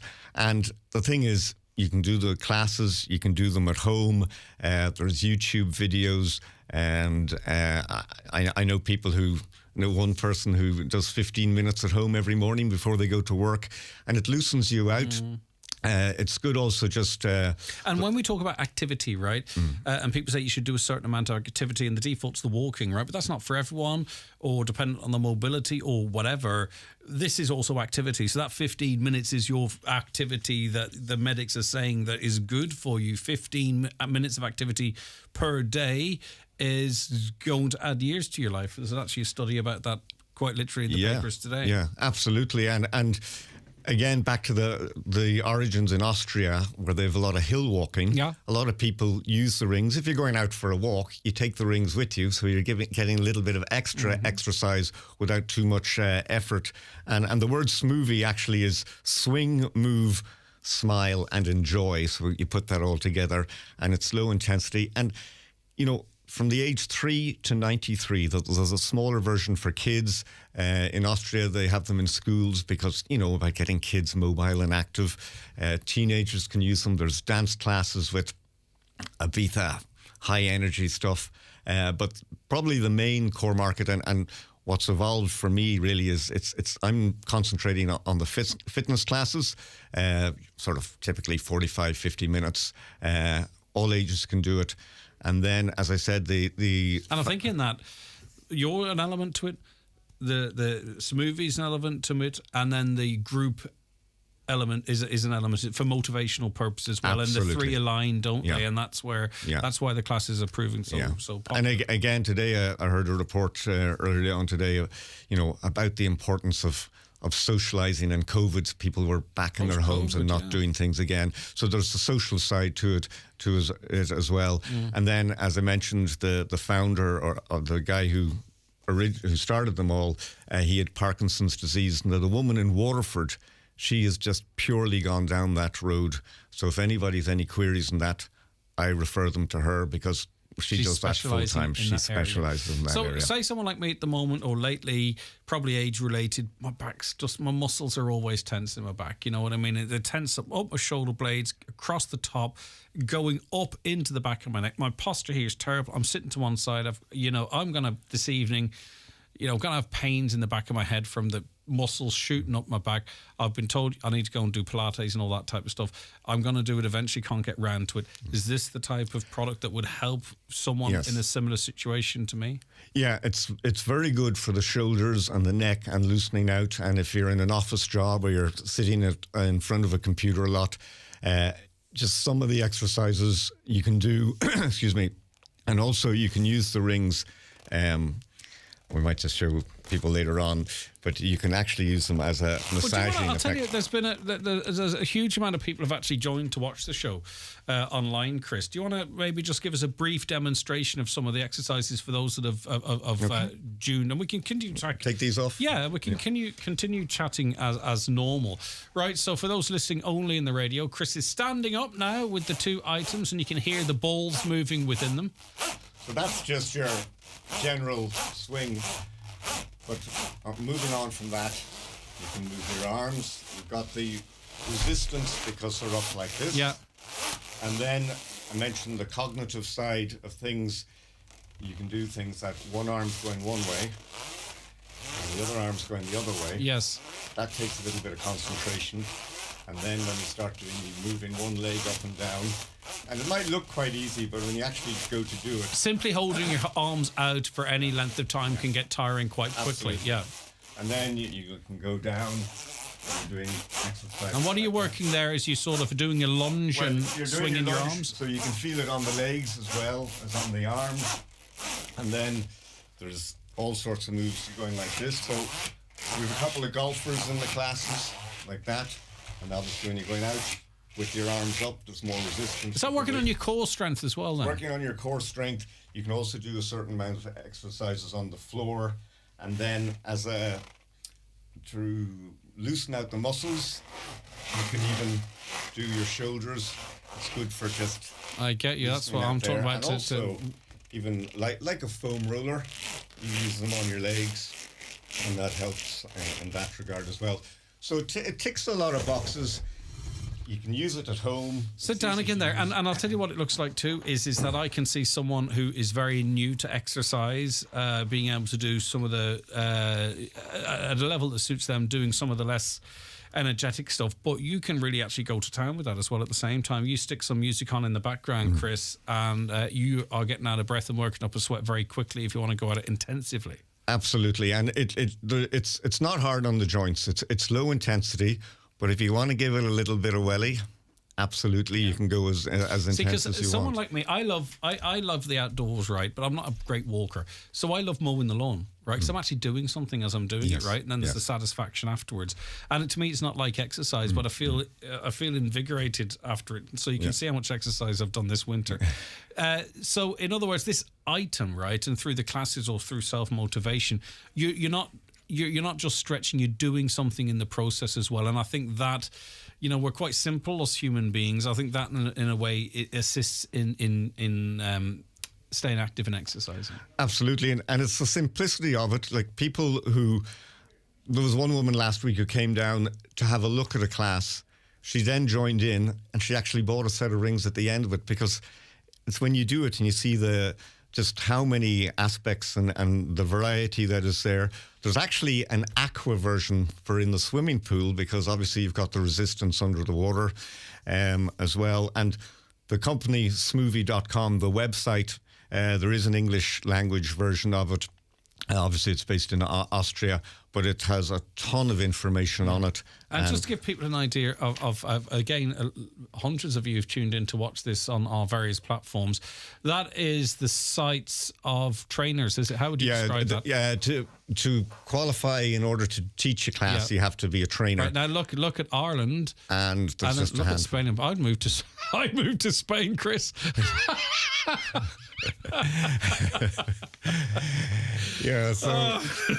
Could you sub me something else? But the point, the reason to demonstrate that is it's in very and around popular. in and around where it was established. It's absolutely everywhere, and people are adopting in different parts. And you in the Northwest here, you're the man, you're the person. Okay, Chris, if anyone wants any more information, I have a Facebook page. Fit Moves Ireland is the name of it. Fit Moves Ireland. I have a website which is coming down the line. Now, the company controls things very carefully, so I'm not allowed to use the word smoothie actually in my own website. So it's all very carefully controlled from a quality point of view, but they have been great, and I've had one-to-ones on Zoom with the chief executive. And also, Greg, just like to thank the local enterprise office in Donegal. I've had some dealings with them. Evelyn McGlynn doing some mentoring for me. And for me, it was a new departure. And I'm certainly going to be doing more with the local enterprise office. And as you know, and on your program, like there are a lot of supports out there, and I've availed of a few, and hopefully will avail of more. With people who want to get involved in this, it's clear your belief and enthusiasm in this, and they can come along for the ride with you on that, and be part of potentially a new movement here in the Northwest. Chris, listen, it's been great having you on. Thank you very much. We wish you nothing but success. I don't know if you do online classes, but as soon as you started, the social media blew up. So there's a great interest in that element of it as well. But for now, thank you. Thank you, people can get onto the Facebook and find out where classes are, where the product's available and all that. We wish you nothing but success.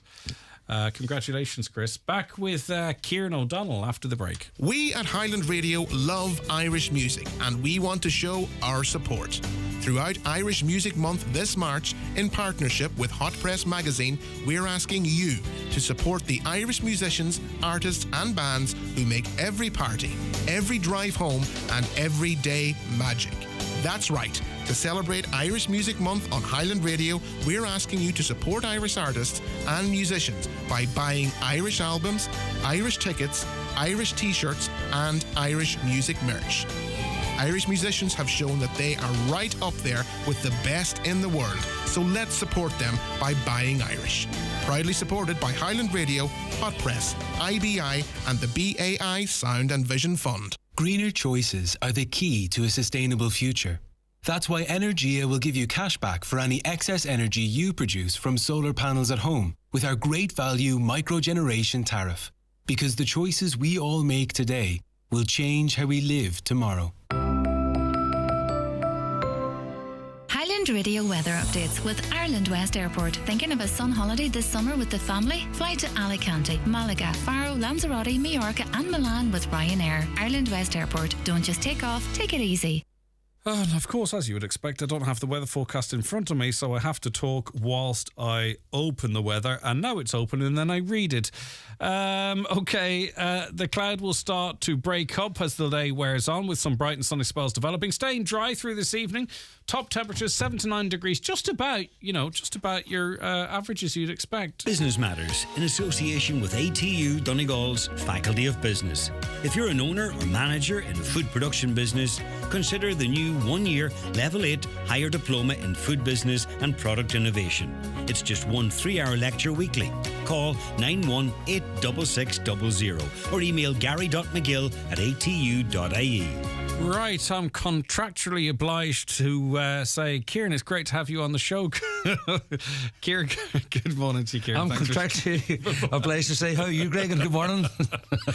Okay, that means the latest Business Matters podcast is available for you on our website.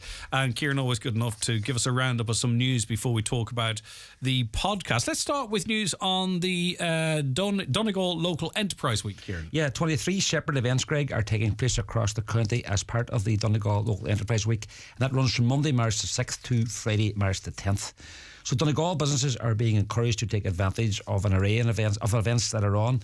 Over the 5 days, it will be launched on Monday morning in the Radisson Hotel in Letterkenny with a panel discussion that will be chaired by the well-known broadcaster and businessman Bobby Kerr. And from memory, I think Paul McNulty and Larissa Finney, two local business people here, are among the panel.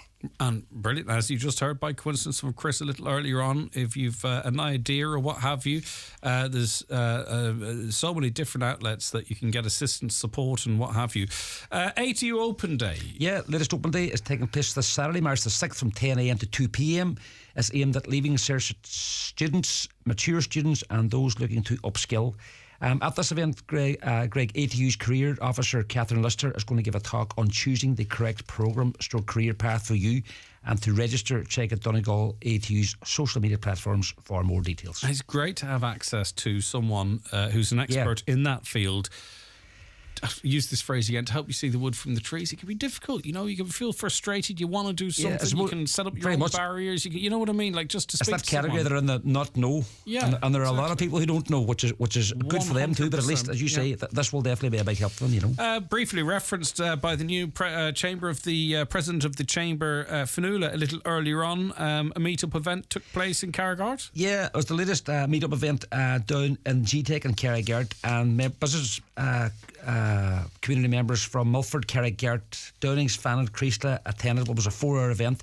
I was speaking to Marie Shields briefly yesterday and it went extremely well. Yeah, brilliant. Now Aer Lingus profits taken off again. Yeah, after 2 years of losses as a result of the pandemic, Aer Lingus recorded an operating profit before exceptional items of €45 million for 2022.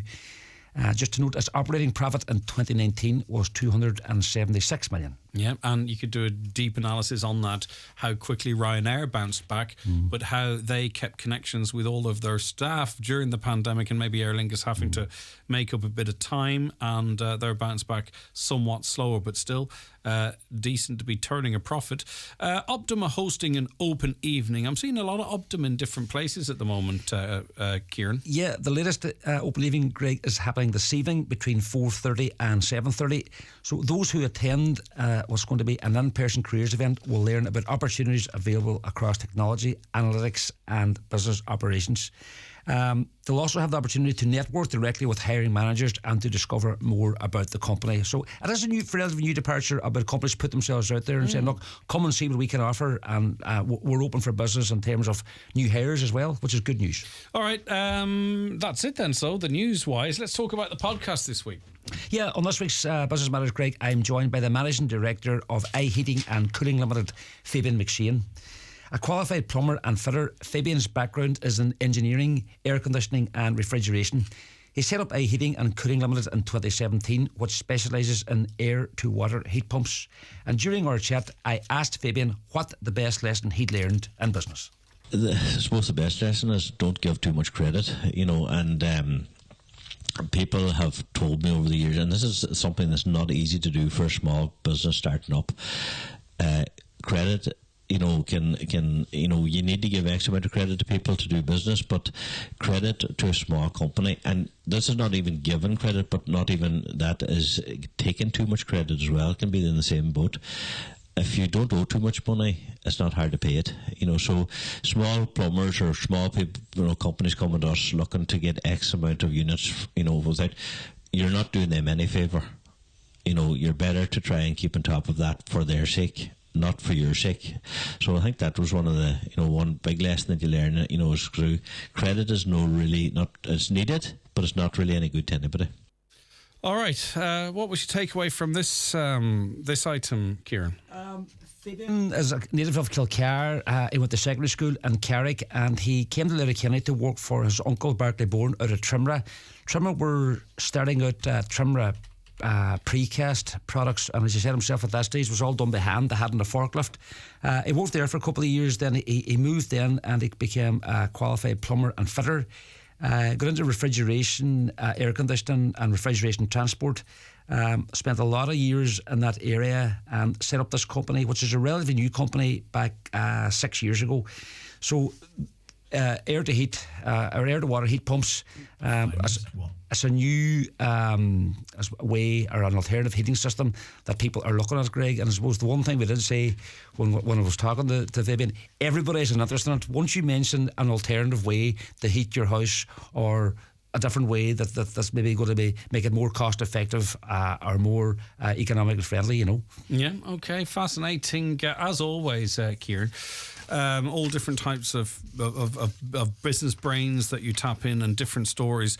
That podcast is available for you right now on our website, highlandradio.com. So it's there at the moment, just in the news stories section, but that will drop away as the news team and the sports team add their stuff. So best go straight to the playback section, the on-demand section, and it's there for you, and loads of previous episodes as well. And it's also available for you wherever you get your podcasts, if that includes Spotify and iTunes. And it's broadcast later on today as well, isn't it? It's broadcast on Sunday as well, Kieran. Sunday evening, yes, Greg, after the 6 o'clock news. And if people wish to get in touch with you, how do they do so? Just drop me an email, please, businessmatters@highlandradio.com. All right, Kieran, listen, have a lovely week, and we'll look forward to chatting to you next Wednesday. Kieran O'Donnell there, presenter of the Business Matters podcast. Now, before we go this evening or this afternoon, or in fact, let's talk about this morning, because that's what it is. We are, as you know, promoting the Irish Music Month competition. We had over 80 entries, one of the biggest entries of all local radio stations in the entire country. And we have selected our 4 finalists. They're in the Irish Music Month song competition. Next week, all 4 of these acts are going to perform live on the 9 till noon show. And then on Thursday, we're going to give you an opportunity to vote for your favourite. And then your votes, along with a independent panel, will determine the winner. Now, the acts that have been selected have already won a fantastic prize, but the winner goes on to compete at a national event and will compete to win €5,000 prize money, €5,000 worth of music equipment, and huge national exposure. So we're overwhelmed and delighted with the response, but we're extra delighted with the quality of our finalists. So here's an opportunity for those of you who weren't listening last Friday to have a listen to a small sample of our finalists and to whet your taste buds for them all performing live on the show next week. Irish Music Month finalist 1. Oisin Ní, Arcade. 'Cause I'm right back where I started, untouched and unbroken hearted, and I'm trying to make a sound. Life is moving way too fast, and I just wanna make it last, but I can only watch behind the glass, seeing all the fun they have. I just wanna understand, but I can only watch behind the glass. Irish Music Month finalist 2. Charles, James and the Rise, Elephants. We've all gone across to there, hidden her deep despair, dreading water, gasp for air. It's life's sweet imperfections, give me hope. Black dogs barking louder now, the elephants got my chest bent down. Paralyzed by nothing at all, arise, convinced that I'm bound to fall in this life, these dreams. Irish Music Month finalist 3. Midnight Preachers, Mirrors. Look back, girl, you know you're only singing the blues. Oh, don't leave me in the dark, I'm drowning for you.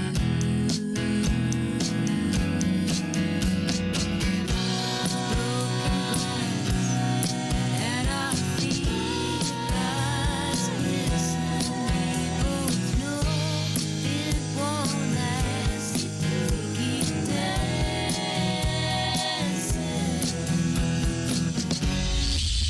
Irish Music Month finalist 4. Boy M5, Mountains. Mine's running faster, words in our crowds, it's like I never loved before. If the heart that was fractured, like an angel I've captured, struck the rapture. I said I'm ready for you.